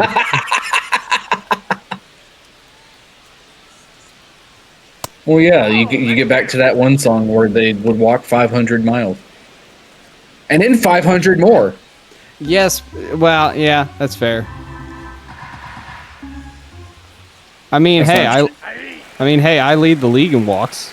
So I guess I guess I got girls lining up in my door, huh? That's a ball. I'm like Michaela here, you say that. I was gonna say, yeah, somebody clip that, send it to Michaela. They're all getting rejected because Michaela exists, so just to clarify. Doug Britton once again grounds it out to first base there. Now batting. Second out at the top of the fourth. Dave says that's not true, Ray. Calvin gets on. He just gets thrown out at second. Not today, I didn't. Actually, no, I didn't. Mm-mm. Did you have a stolen base? No. Oh, you just went to second. Yeah, I landed it 30 feet past second base and still made it to second. Leather says, which Dakota is superior, south or north? Clam says, leathers don't trigger me. Probably south, huh? It's definitely fucking south. Fuck the north. Yeah, you got the Badlands and Mount Rushmore. Can't really argue with that. 3 balls, 1 strike. 2 balls, 1 strike. Lisa Pinky at 70 pitches. Another bunt attempt. Oh my gosh. Just goes foul. Oh. That was almost the bunt of the year right there. Chris Lee says girls dig his pickleball racket.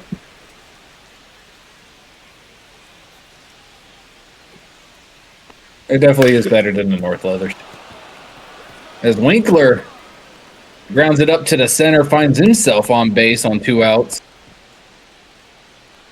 For Gunny, what is the age of these girls you're talking about? Are we talking like middle-aged girls? Because I don't think a lot of youngins are playing pickleball nowadays. Can we not call them youngins, please? Fine. You're sitting here calling them youngins like you're fucking 50, bro. That's fair. That's valid. Youngins for you is like, what, 7? No ball, 2 strikes. I mean, hey, I'm feeling older every 6 months, it seems like. 0-2 the count right now to Greg Luda. Ball. That's a ball. Yogi, you okay there? Yeah, I was going to say. Yogi? Yeah, Yogi lose a contact lens or something? What are we doing here? Yogi's seeing double, apparently. He got a hit. He's a little bit dizzy. Oh, gets Luda a swing at the sweeping curve. That'll leave. I forgot who he was even on base, honestly. Tommy Gunn, I think.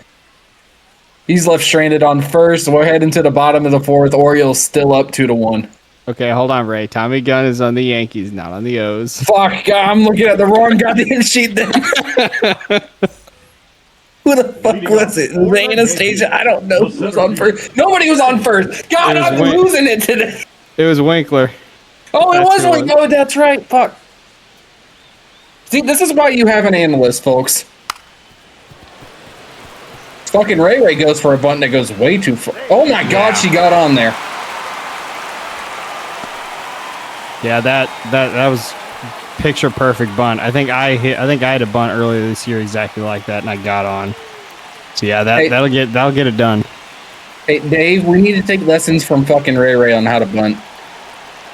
Because ever since my suicide squeeze, I just haven't been able to fucking do that. Nope. Ball 1. Comes Yogi Barr, 1 for 1 on the day with a single. That was that was a weak throw. Not gonna lie, that wasn't even a throw. That was a toss. It was like he was trying to toss it to a fucking toddler. Art Vandalay in the chat. Pickleball moms are hot in all caps. All right. Someone put that in the mob quote book. I feel like moms alone would just be hot, right? What's wrong with softball? I didn't say anything was wrong with softball. What the fuck?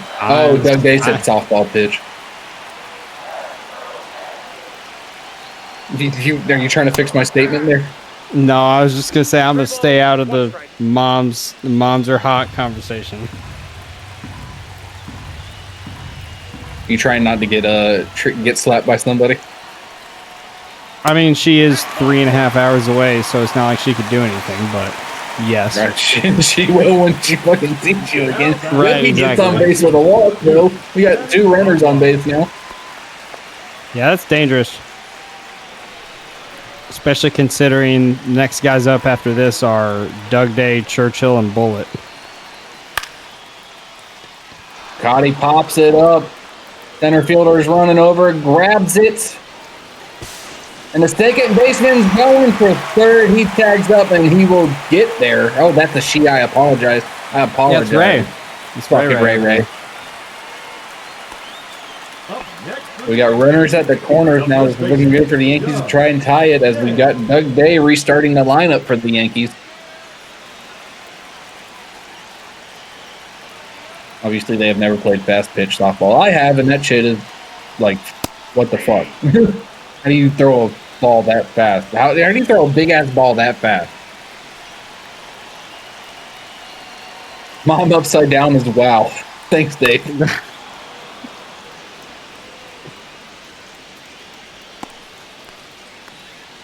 Clam's over here about to fight somebody just for talking about softball.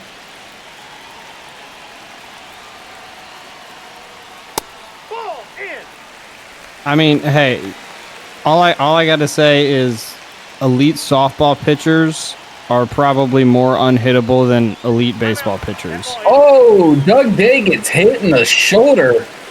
He'll take a base, and that'll make the bases loaded for the Yankees. So that's a walk and a hit by pitch, and 3 batters now for Chris Lee. He's gotta rein it in here. Ladies and gentlemen, you know what that means? We are on Grand Slam watch. Oh, that's off the plate. Ball 2. Yeah, you can read my mind there. Mm-hmm. Doug Day says, "Oh, you bitch, I'm gonna put you in the eye, Lee." Yes. Here's the first strike on the pitch there. 75 pitches coming up for Chris Lee here in 4 innings. Yeah, if he's not careful, he might be done after this inning. He might be done. If he's not careful, he might be done after this batter. 1 out. Bases are fully loaded. 2-2 is the count. That gets fouled off. He stays alive there at home plate. He's fighting. Might give me the DP ball, please. Whoa, Chris Lee asking for a DP ball. Oh, there you My It's God! Speed ball. Second deck. Oh, yeah. I fucking called it. Ladies and gentlemen, Anastasia has a new member in the Grand Slam Cub, and his name is Mike Churchill. Okay, hold on. Is this a fucking family thing now? Anastasia and Mike Churchill with the Grand Slams? This is a family thing. Yeah, that's crazy. Home run number 4 of the year for Mike Churchill. Yeah, that was a bomb. 437. That might be the longest homer hit in this park this year in the mod. Oh, in this park, yeah, probably. Not of all time. I think the longest now is like 480 something. Yeah, no, not even close to all time, but I believe in this park that might be the longest. All right. Surprisingly, Chris Lee is still out there on the mound. Ball 1. A 4-run grand slam by Mike Churchill. Chris Lee's like, how the fuck am I still out here? Yankees are now up 5-2. Bullet Beliski will foul that off to the left side. It's looking good for the Yankees as, like we said before, they need to win all 3.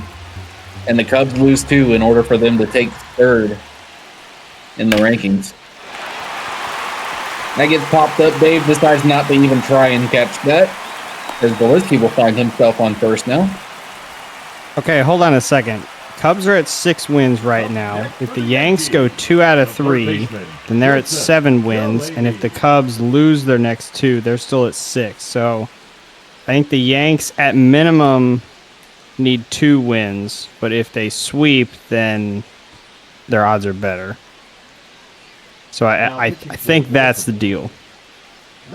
Someone can correct me in the chat, but I believe that's what's going on. I believe you are correct, yes.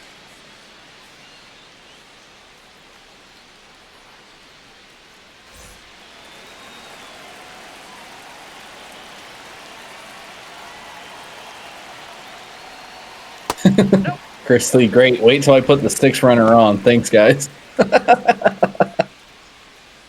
Joseph Delaney comes up. He got walked, I believe, on his second at-bat. So what is that, 3.1 innings for Chris Lee tonight? That is 3.1 for Chris Lee. Yeah, I don't think that's quite his shortest outing on the year, but it's pretty close. If not, it probably tied it. 2-0 count. Delaney swings on a sinker that wasn't even really a sinker. 2-1 now.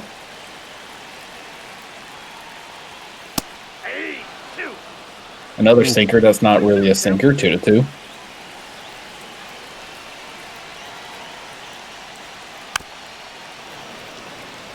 And he stays alive with the knuckle curve. That's okay. Benji or Art will hit a walk-off later on. Well, they're the away team. They can't hit a walk-off. I mean, they still could. It just wouldn't be in the bottom of the ninth. That's true. Delaney goes down on strikes for the first time today. Up next is Mike Twinscrew, who Mark Inning pretty much got I think he was the one that got the rally started for the Yankees in the bottom of the 3rd.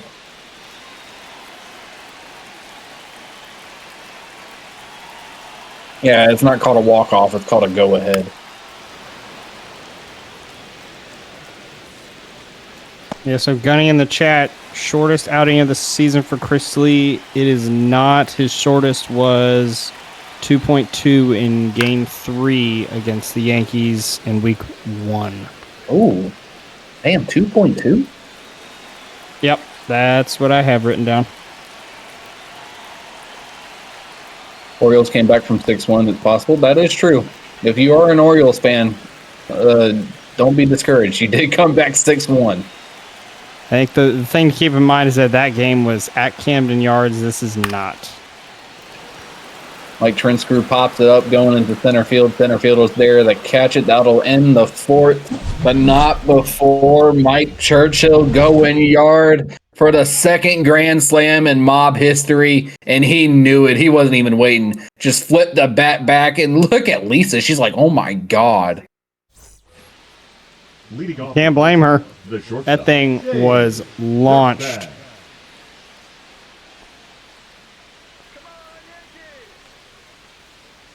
I'm going to throw a little something for Dave there. The last time Lisa looked at that, she saw Dave for the first time.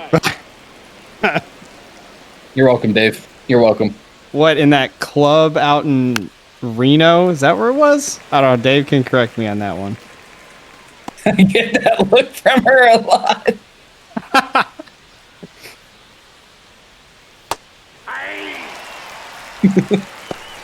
Funny enough, Dave also gives himself that look when he looks in the mirror. Now that we know for sure.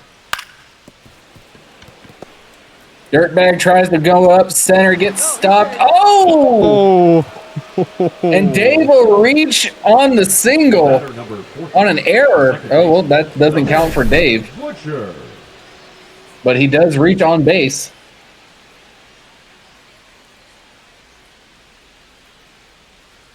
That is true. Leathers, Reno, Nevada, home of the Nevada Wolfpack. I actually did. Doug Day says, I thought Dave had a gray goatee last week. Listen, let him have his Just for Men. Why do you got to call him out, Doug Day? I mean, hair dye also exists. What do you think Just for Men is?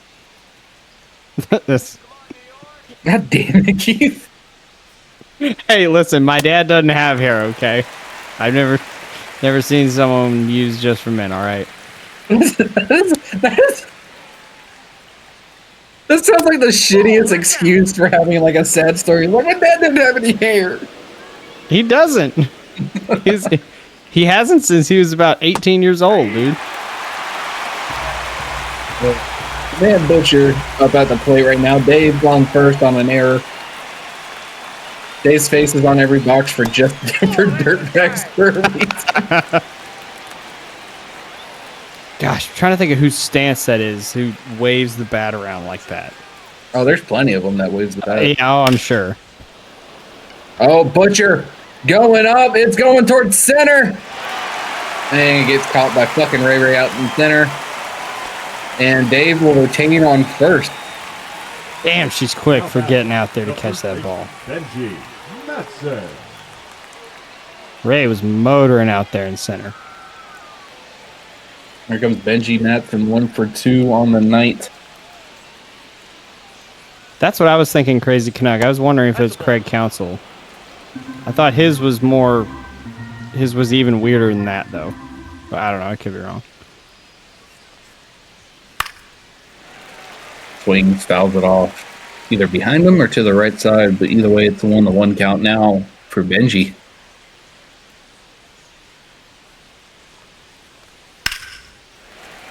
Oh, that sounded good, but it goes foul just a little bit too late on it. 1-2 is the count now.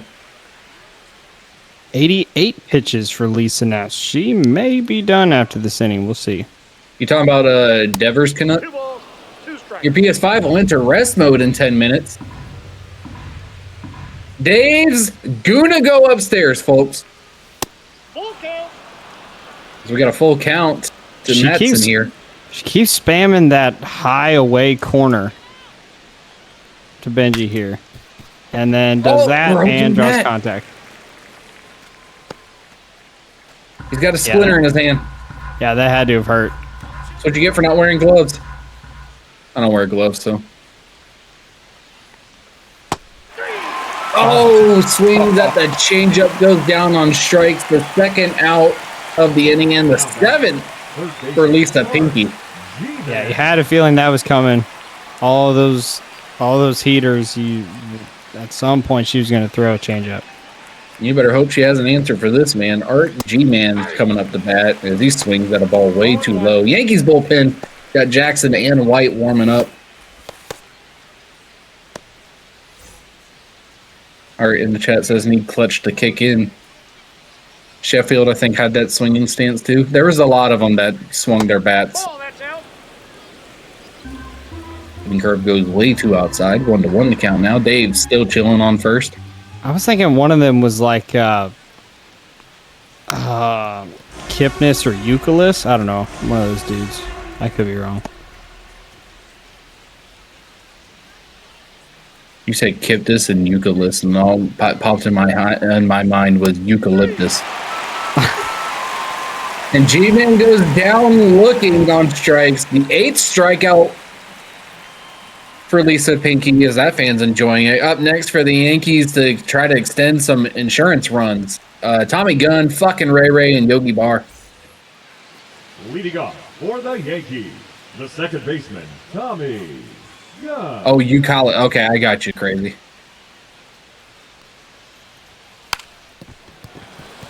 Oh, there's a bunt for Tommy Gunn. Does it work out in his favor? Nah, he gets thrown out at first. Now batting, center fielder, Ray. I mean, that's about as good as you could do on that bunt. Still got out. What a play by Art. Seems like G-Man was ready for that bunt to happen. Yeah, I mean, 95 times out of 100, you get on base with a bunt like that. All right, so 1 out, and fucking Ray comes up to bat. After being a speedy little person in center field. She did get a hit for today, so her comment in there is Ray cannot hit. No, she did. There's a sinker going 1-1 now, the count.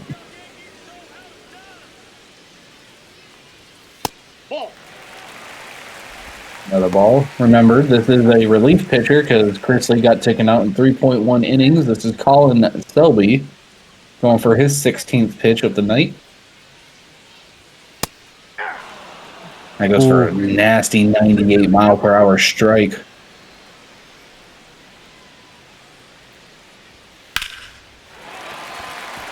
She finds herself there down the left side, pulling a Winkler. And she is safe on second with a double. So, fucking Ray, you can't hit. Well, you're 2 for 3 on the night there, girl. Oh, yeah. There's a great piece of hitting over there. Just protecting the plate, making sure you make contact on the ball, and then just do your thing and outrun whatever happens. Art Vandelay, Ray said she can't hit. Speaking of a man who we thought could never hit, Yogi Barr, still 1 for 1. He did get walked his last bat up. We got a runner on second, 1 out, and Yogi Barr. Ray's getting back to second. And Yogi will get thrown out at first, so that's going to be 2 outs for the Yankees. Coming up the bat now. The master of the squats, Ducati Panagali.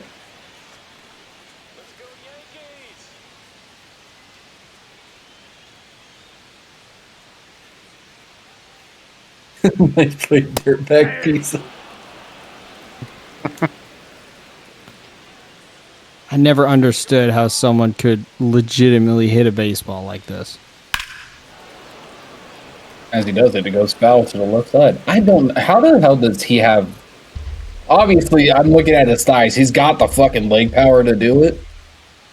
But maybe he should stop focusing on his thighs and work more on his arms for the power. As he doesn't even decide to swing on that one. That'll end the 5th. Got to work on his vision, too, apparently. We're doing a hat shuffle here. Let's see if anybody can find out where the ball is underneath the hat. Yankees are still up 5-2.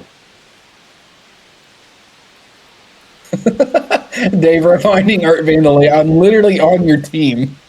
As the Yankees decide Lisa Pinky had her fun with 8 strikeouts on the day, And here comes Mr. Frank Jackson to reliever. Leading off for Baltimore, the catcher, Clem White.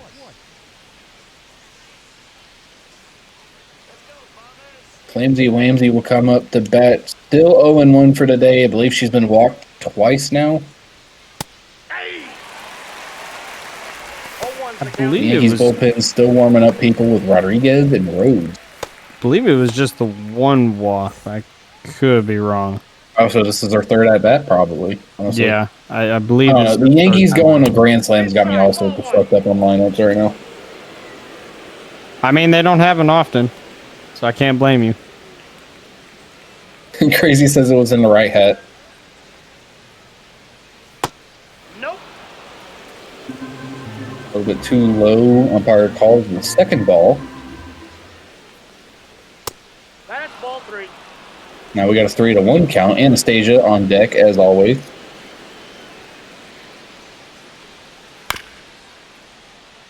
Foul ball. Good That goes pitch. foul. Full count now. I'm just now realizing it's usually Anastasia then Clancy Whamsy, but I guess they swapped them this time. Foul ball. Yeah, I don't think the Orioles have messed around with their lineup a whole lot, which I can't blame them for, but I believe this back half of the lineup, they have made a couple of changes over this course of the season. 3-2 Clancy finds the single up the center to Ray. On a full count, it doesn't phase her. She gets on base for the first time for her first hit of the game. Yep, pretty classic. Fastball down the middle. Just connect and go middle, right up the field. Dave telling me I was correct. It was AB then Clams last week. Nope. That's inside. Jeez, the movement on that slider is ridiculous. Started middle of the zone, ended 5 inches left of it. We got a double play coming here. Both ladies get thrown out, one at second and the other one at first. It's a 3-6-1 double play for the Yankees. That's a tough one. Have we seen many of those? I think we've seen a few of those 3-6-1s this season. Maybe just a few. We are Doug Britton's coming up. He's 0-2 for the day. Fouls it to the left side to start us off. Doug Day, like you said, he's second in worst batting percentage. Britton is worst right now. Yeah, he is. Worst. Yeah, he is. He's been in a bit of a slump for pretty much the whole season. Damn, Anastasia calling Frank Jackson. I think she's calling Frank Jackson a whore. I think she's calling herself that for grounding into the double play. Doug Britton fouls it off to the left side again. I don't want to assume because then I would be calling her a whore, and I don't want to do that. And Doug Britton goes down looking. That'll end the top of the sixth. So 3 up, 3 down thanks to a double play.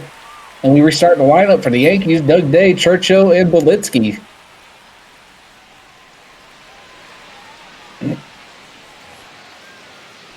Cards had one earlier tonight with Fernandez covering first. I don't remember that. Yeah, I believe we did. That's a ball. I think it was in like the 7th inning. The Orioles' favorite pitcher, Tyler Ferguson and Dominguez, warming up in their bullpen.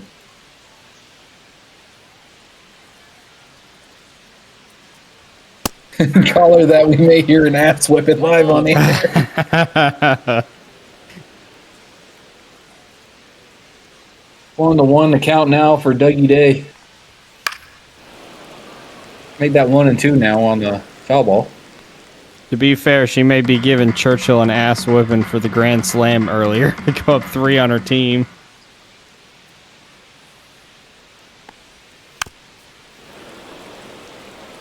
Stay alive. Hold on. I gotta watch one of my clips from the Cubs game now, apparently. Did I? Oh, okay. I gotta rename a clip, folks. When I thought Rob caught it and then throwing out the runner back at first. That's a I'll finish great, that statement here soon. Oh, Luda? great piece of hitting by Doug Day there. I mean, it's just protecting the plate, making sure you make contact with the ball, and then just sending it right down the line. Oppo. I mean, I guess you could say Oppo Taco, but it's not a homer, so it feels weird saying Oppo Taco. But. And ladies and gentlemen, if you don't fucking remember, you're gonna remember it now. Churchill in the fourth, the second grand slam in mob history, 437 feet, and Clans was looking at it like this motherfucker.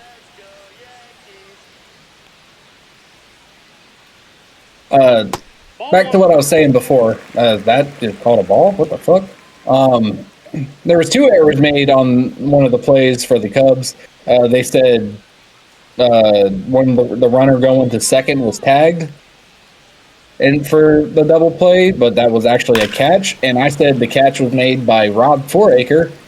Looking at the replay again, I have to rename the clip. It was not Rob Foraker. It is the second baseman, Corn King, actually came in front of Rob and grabbed that ball before Rob could do anything about it. So Corn King gets the double play on the Cubs' fantastic play in the previous game.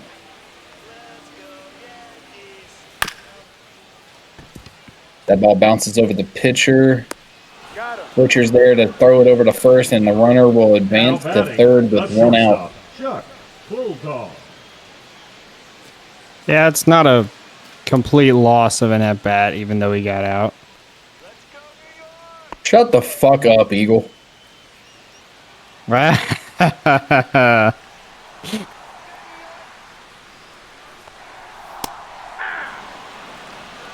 mean, Ray, when your name in the server is Easy Out, I mean, come on. You're just telling the world that you fuck up a lot. Yeah, pretty much. But at least I admit it. Walitsky goes foul off the left side.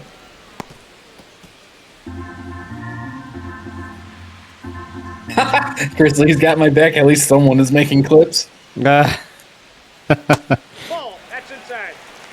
And you are correct. Corn King is the shortstop. I apologize.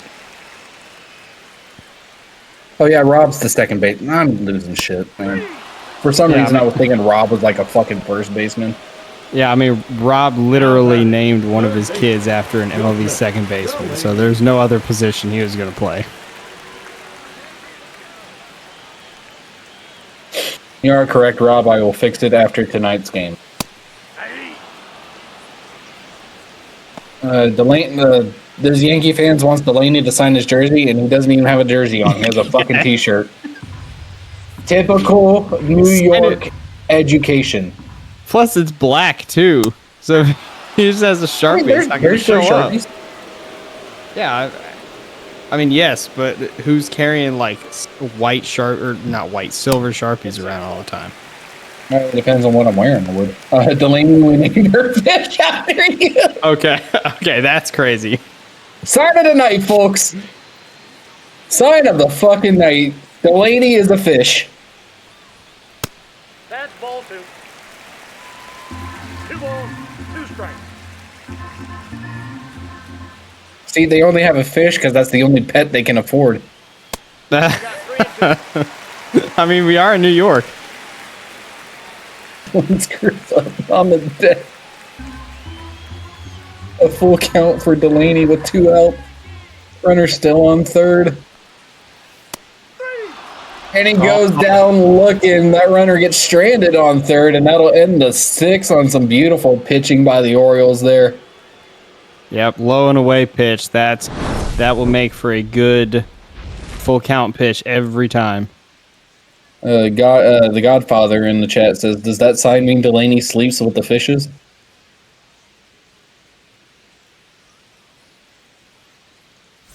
I'm gonna say no. Leading off for the Orioles, Dave, the designated hitter, Michael Winkler.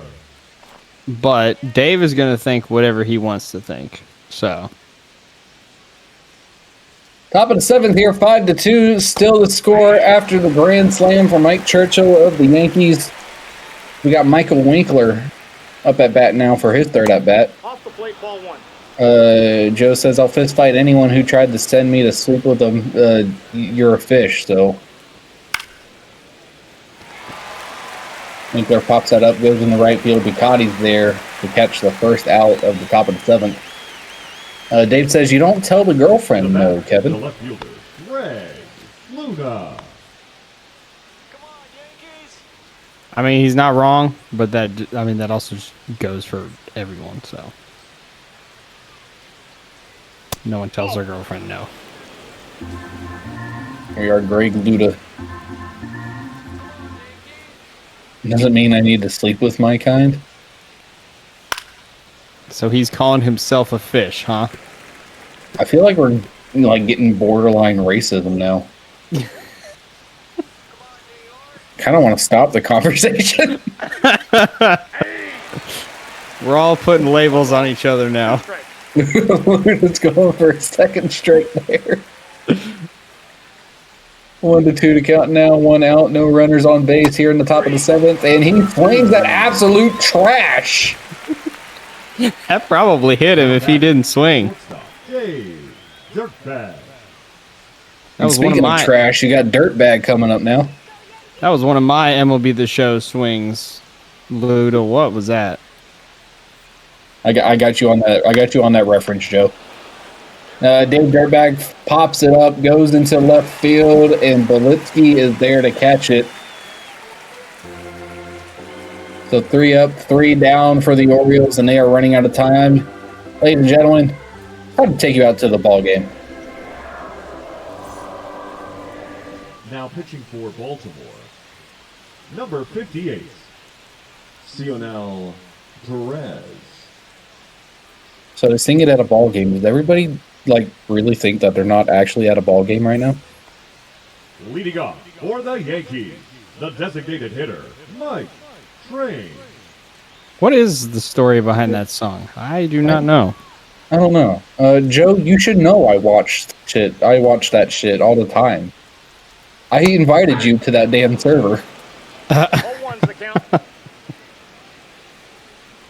Eagle in the chat, who won the first game? Cubs won 3-2. Twin Screw pops it up. That gets caught by Luda over there in left field for the first out. Up next for the Yankees, the second baseman, Tommy. Those kind of outs are always the most infuriating, where you make solid contact and it just goes directly at one of the outfielders. Horrible. I hate it. Yeah. 0-1. Changeup goes 0-1 for Tommy Gunn. Looking at another one for 0-2 now. I'll shut my fucking mouth until he's done bitching.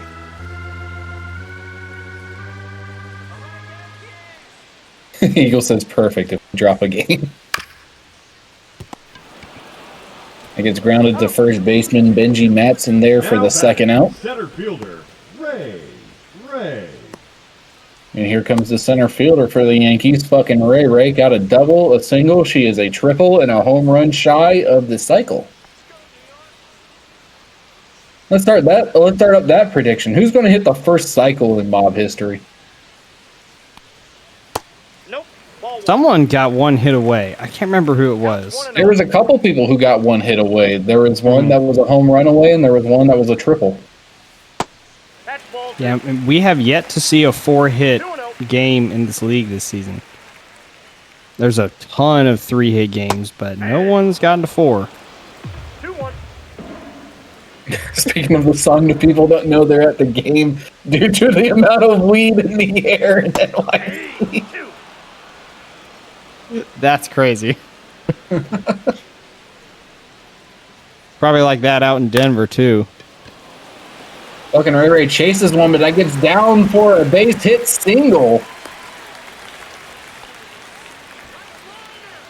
That is at least 2 of her hits tonight are over there to the opposite side of the field. Because there was the one double down the line earlier. Now the single.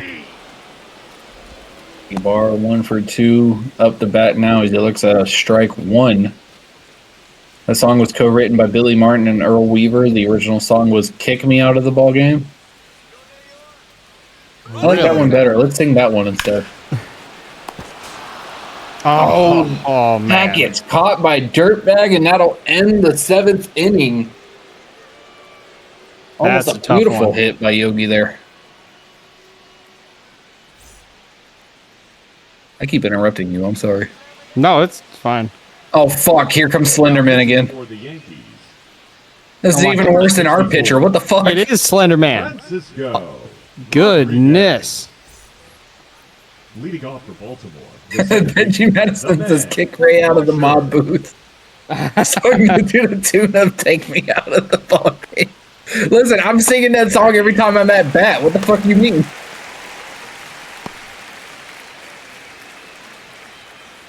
Dr. Sticks build. Yeah, I feel like Butcher. if you're Go gonna ahead. make a pitcher this tall, I feel like you got to have him throw heat like Aroldis Chapman. I feel like even though I'm looking at this man right now in a 3D game, he still looks 2D to me. I mean, he looks like just skin and bone, which is probably not too far off from 2D as an athlete. Ball 2. There's some heat. What was that, 98?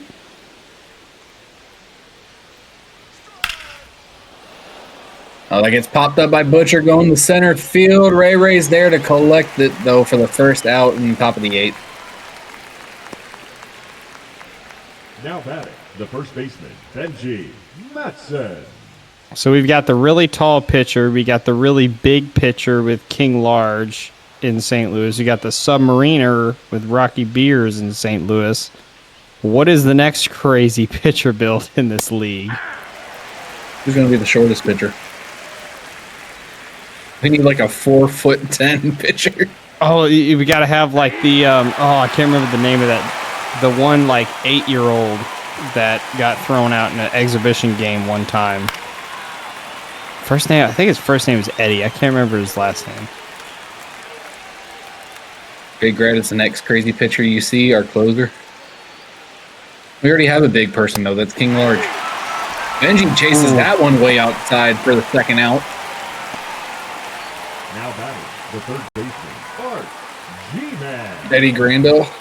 I think it's Eddie Gaydell. Yeah. Rob in the chat, Eddie Gaydell. That's what I'm thinking of. Go 2 outs. Art G-Man's up on the plate. Need to do something to start closing in this lead because you're running out of innings. Yeah, and it seems like after this, this is really their last chance for a power bat at the plate for a while. 1 ball, 2 strikes. Or probably the rest of this game, I should say. 1-2 the count. G-Man swings. That gets grounded to the second baseman, and he'll get thrown out at first, and we're heading to the bottom of the 8th, folks. The Orioles, 3 outs away from dropping game 1. Up next, Ducati, Doug Day, and Mike Churchill. Leading off for the Yankees, the right fielder. Benji says, I don't get it. I spent all my progression points on won't swing at trash. I swear, that's just how it goes with Sim Sports, man.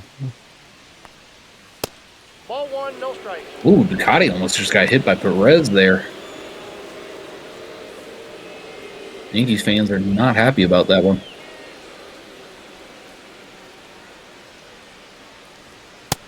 Two balls, no It's strikes. another high inside pitch.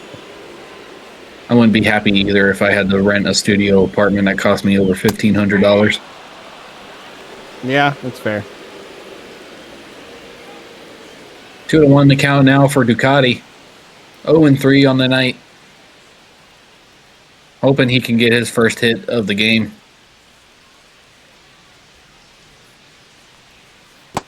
Ball 3.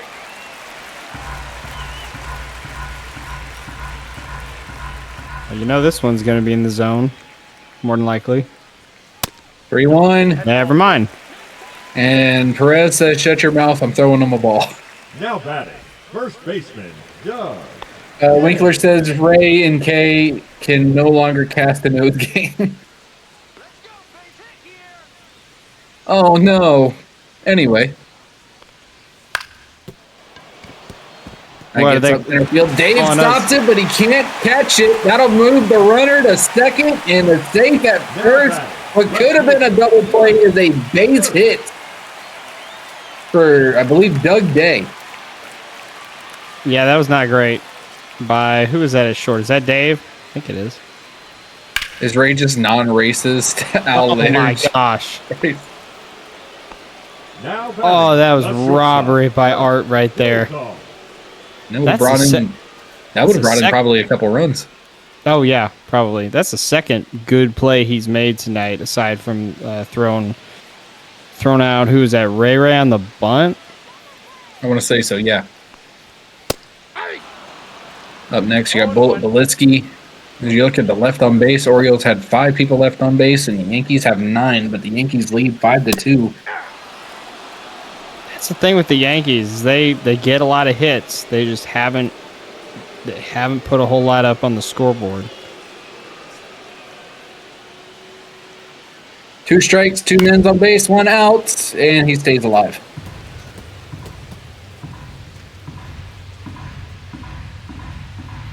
Joe, I will forever hate New York with every passion in my heart.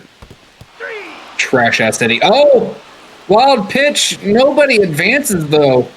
That is going to be a strike 3 in the second out of the game, or the bottom of the 8th, not the game. And up the bat is Joseph Delaney. Probably not who you wanted to see right now with 2 people on base. He is 0 for 3 tonight. Ray, you were thrown out on a bunt because you bunted up. No, she wasn't. That might not have been Ray. I don't know. There was someone thrown out on a bunt. Was it Twin Screw? It wasn't Ray because she had the bunt. She had the bunt in between first and second. Okay. I think it was Twin Screw. It was one of those guys. Oh, it was Tommy Gunn. Okay. There we go. Close enough. He looks like Ray. Swings at nothing. Orioles get themselves out of a jam there. And ladies and gentlemen, we're down to 3 outs. The Orioles need 3 runs to at least tie it. Can they get it done here in the top of the 9th? Now pitching for the New York Yankees, number 73. Did everybody just decide to go large with their pitchers? Look at this unit, man. Oh my gosh. Everybody's just decided, you know what? Our closing pitcher is going to be fat. And then meanwhile, you got the Cubs. Hey, we got Skip to Malou. This dude hits 2 things at the gym, thighs and back, and that is literally it. Oh, I thought you were going to say thighs and wings as like a fucking fried chicken joke. Oh. Nope, that's a ball. No, that probably would have been a better joke. Flamsy Whamsy's up the bat. 1 for 2 on the day with a walk. Now looking at a 2-1 count. This man is David Wells and CC Sabathia. Sabathia? My bad. Not Sabathia. Ray, come on, dude.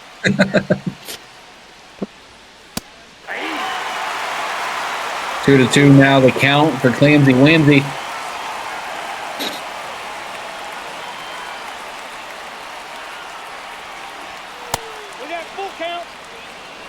Now we got a full count. Doug Day says with a touch of Bartolo. I could be saying spices for all I know, and I'm just going to agree with you that they're fucking baseball people. And Clancy Whamsy gets walked. The right fielder, number 6. That was close. Here goes Anastasia Beaverhausen. Last time Clancy Whamsy was at first and she went up the bat, it was a double play. Not to try and jinx her again.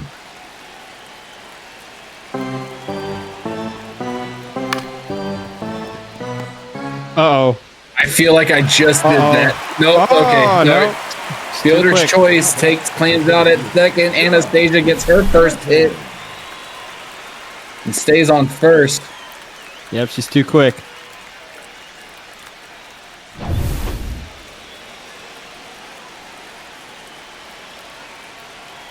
It's hard to run with a dump truck of an ass like this. That gets popped up. Second baseman's there to grab it. We are 1 out away from the Orioles dropping game 1. Yeah, Britain is so overdue for one of those breakout games that someone like Clams had in week 1 or Crazy Canucks had last couple weeks. Dave is over here trying to get the organ going. Ball 1. 1-0. Fucking Ray helping me out here, saying that is the fielder's choice and not a hit. So Anastasia is still hitless throughout the game as Michael Winkler swing going 1-1.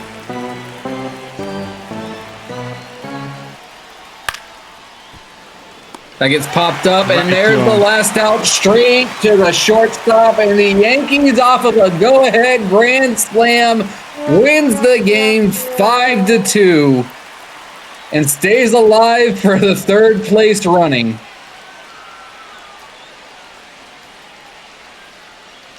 Yeah.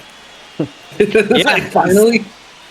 So, does that? I'm trying to think. Is that the first loss in a modern stadium for the O's? Or yes, it is. It is. Okay. Well, Ray, were we the bad juju? That is the question. Yeah, luckily, I think for Dave's sake and the Cubs' sake, we don't have to call any more games. So, maybe that just means I'm gonna call all of their games in their playoff series. Who knows?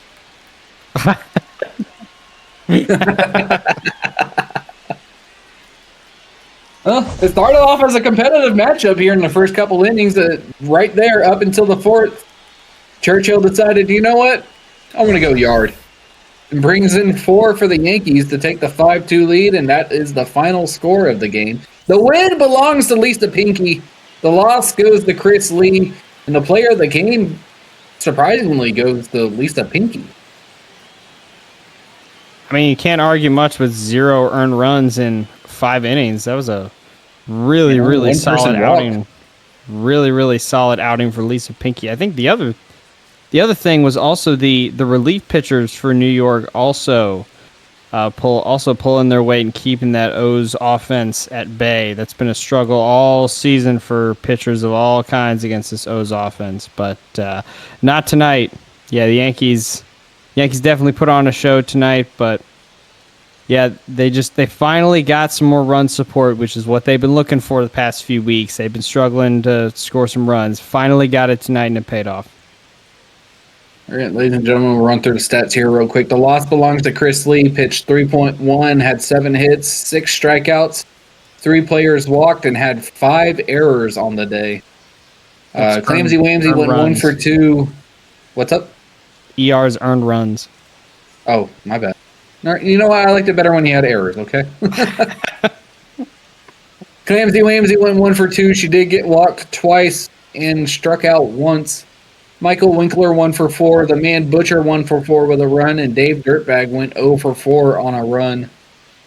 Over there on the Yankee side, player of the game and the win belongs to Lisa Pinky. Pitched 5 innings, only had 4 hits, 8 strikeouts, 1 batter walked, and look at that, no errors. I'm kidding, it's no earned runs.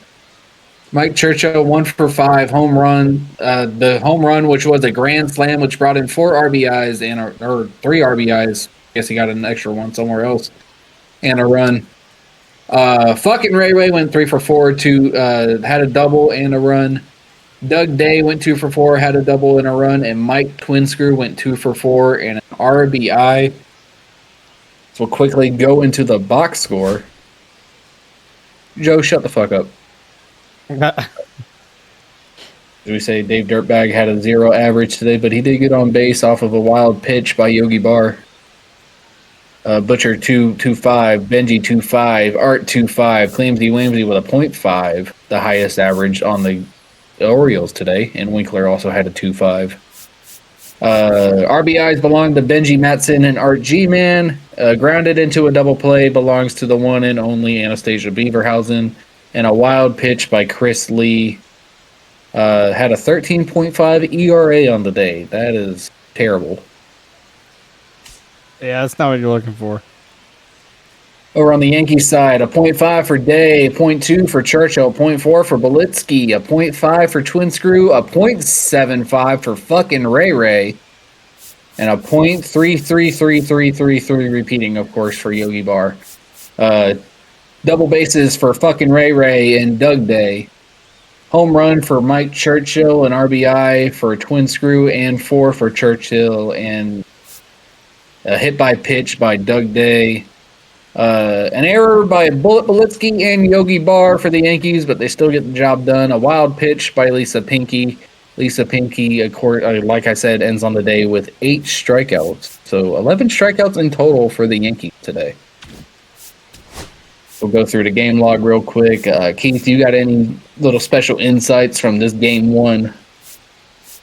Yeah, I mean, my keys coming into the game was kind of the supporting cast of the Yankees stepping up. I think I'd mentioned that like pretty much their entire back half of the lineup are all under the Mendoza line on the season, so them stepping up was important. And of course it helps when Churchill blasts one 437 into the second deck over there in left field, drives in a few runs. But yeah, it seems like one game a week, Chris Lee is due for kind of a stinker outing, and seems like that was tonight. So we'll see if he got it out of his system, or if the Yanks will continue to eat against him this week. Not trying to rub salt in the wounds here for the Orioles fans, but you got to think, looking at how the 5th, the 6th, the 7th, and the 8th, and not counting what could have probably happened on the bottom of the 9th, the Orioles had this lead up until the 4th inning where that grand slam just happened. So it could have been an Orioles game if it wasn't for the errors by Chris Lee there in the 4th inning. We look at this. Yankee Stadium only had 87% capacity. That's because all the other 13% was stuck in traffic. Game score is 62 for Pinky and 25 for Lee. Thanks for laughing at that day. Perfect hits. Churchill with the 111 on the grand slam. I hope that was a perfect. Umpires for today: Ed Drummond, Clyde Washington, Earl Hendricks, and Woody Keller. Ladies and gentlemen, that was game 1 of the Yankees and the Orioles. Yankees stay alive in the battle for 3rd. After a Cubs shocking win and now a Yankees shocking win, the Orioles dropped their first one in modern era stadiums. Holy shit, it's a fucking miracle here in week 6. My name has been Ray Bashan, aka 0-8, aka Easy Out. Over there is Special K, Calvin, Klein, Klepto, Keith, Kurt, Cobain. And we will send it right back on over there to the Godfather. I didn't get that fucked up this time. This is Dave. Dave, how you doing tonight? Well, I'm doing good, except you guys read GF as girlfriend instead of Godfather earlier. You don't say no to the Godfather, not your fucking girlfriend. What the That's what you meant by that. Okay, yeah, I was wondering. I'm like, girlfriend, what the fuck are you guys talking about?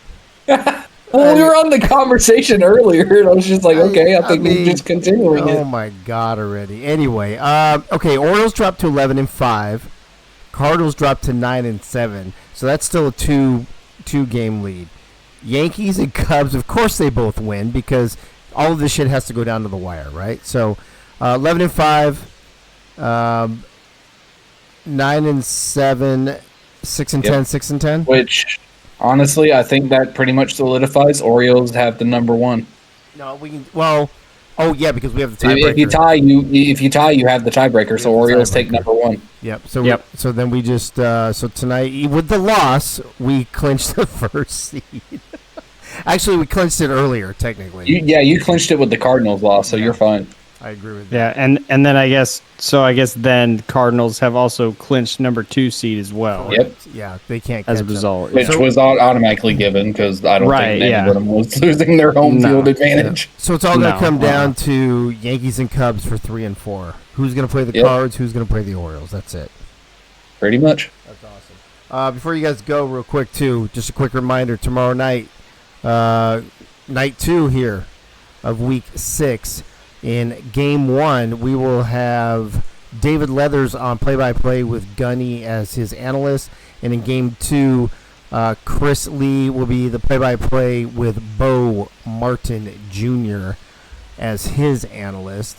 So it'll be interesting. That'll be fun. Those are always fun broadcast teams as well. But it'll be interesting to see what happens tomorrow night. Will the Cubs or the Yankees gain some ground one way or the other? Who knows for sure. Tonight, earlier on, if you missed it, Corn King with a blast in the what was that? Was that in the 8th inning? You guys, do you remember? Yes, it was the 8th inning. Corn King, bottom of the 8th. Bottom of the 8th. To put the Cubs past the Cards, 3-2, and then you just saw the Orioles just did not have it tonight.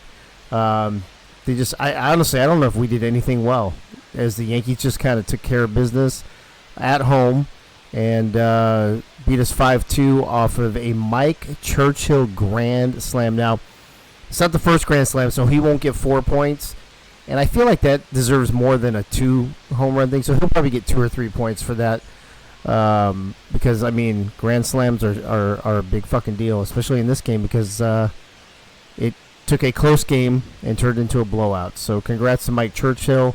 And that whole household has all the grand slams in the history of Mob under one roof. Good for Anastasia and Mike Churchill. So enjoy your trip to Denny's again, motherfuckers. That's it, motherfuckers. All right, Freddie's here to sing us out. Freddie, how you doing, buddy? What up, Dave? What a crazy night, bro. That crazy home run by Corn late, and then the Churchill grand slam. That pretty much wrapped up the night, I think. Yeah, that was pretty good baseball tonight. We had tight games. Kept you on the edge of your seat. Which I love. And maybe Chris Lee and Soto will have better pitching nights tomorrow night. We'll see. But in the meantime, Freddie, you ready to sing us home and get us out of here before we come back here tomorrow night? All right, Mob. Here we go. Let's turn out the lights. The party over. They say that all good parties must end. We'll call it a night. The party's over until tomorrow night where we'll party down again. Good night, everybody. Good night, everybody. Thanks for joining us. Appreciate it. It's been a long night. If you missed it, remember at the very beginning of this podcast is Mondays in the Mob. Newest episode. You get your award winners on there. All the stats for Keith. We break down a lot of stuff on there. It's a little rushed, but that's what happens when you try to cram 3 fucking things into one show. Then we had the Cubs-Cardinals game, and then the Orioles-Yankees all on one broadcast. So I'll probably rename it after we hang up. But if you want to see some of that show, just go back and watch this broadcast. So thanks for being here. Appreciate Leathers and Annie and Twin Screw and Crazy and Rob and Doug and Greg Luda and Joe and Ray, Benji, Yogi, and all of you guys for sticking with us all night long. Special thanks to our crew in the first game, Nate Hall and Doug Day making his Mob analyst debut. And appreciate those two, plus Soto, Yogi, and Keith joining me on the show earlier in the night. And, of course, Ray and Keith wrapping up this game for us. So, Freddie singing us home as well. There's a lot of fucking people to mention tonight. It's a big night. So, we'll see you tomorrow night right here on this Twitch channel. 7:15, back to 7:15 p.m. Tomorrow night, night 2 of Week 6 here in the very first season of Members Only Baseball. We'll see you tomorrow night, folks. Good night now!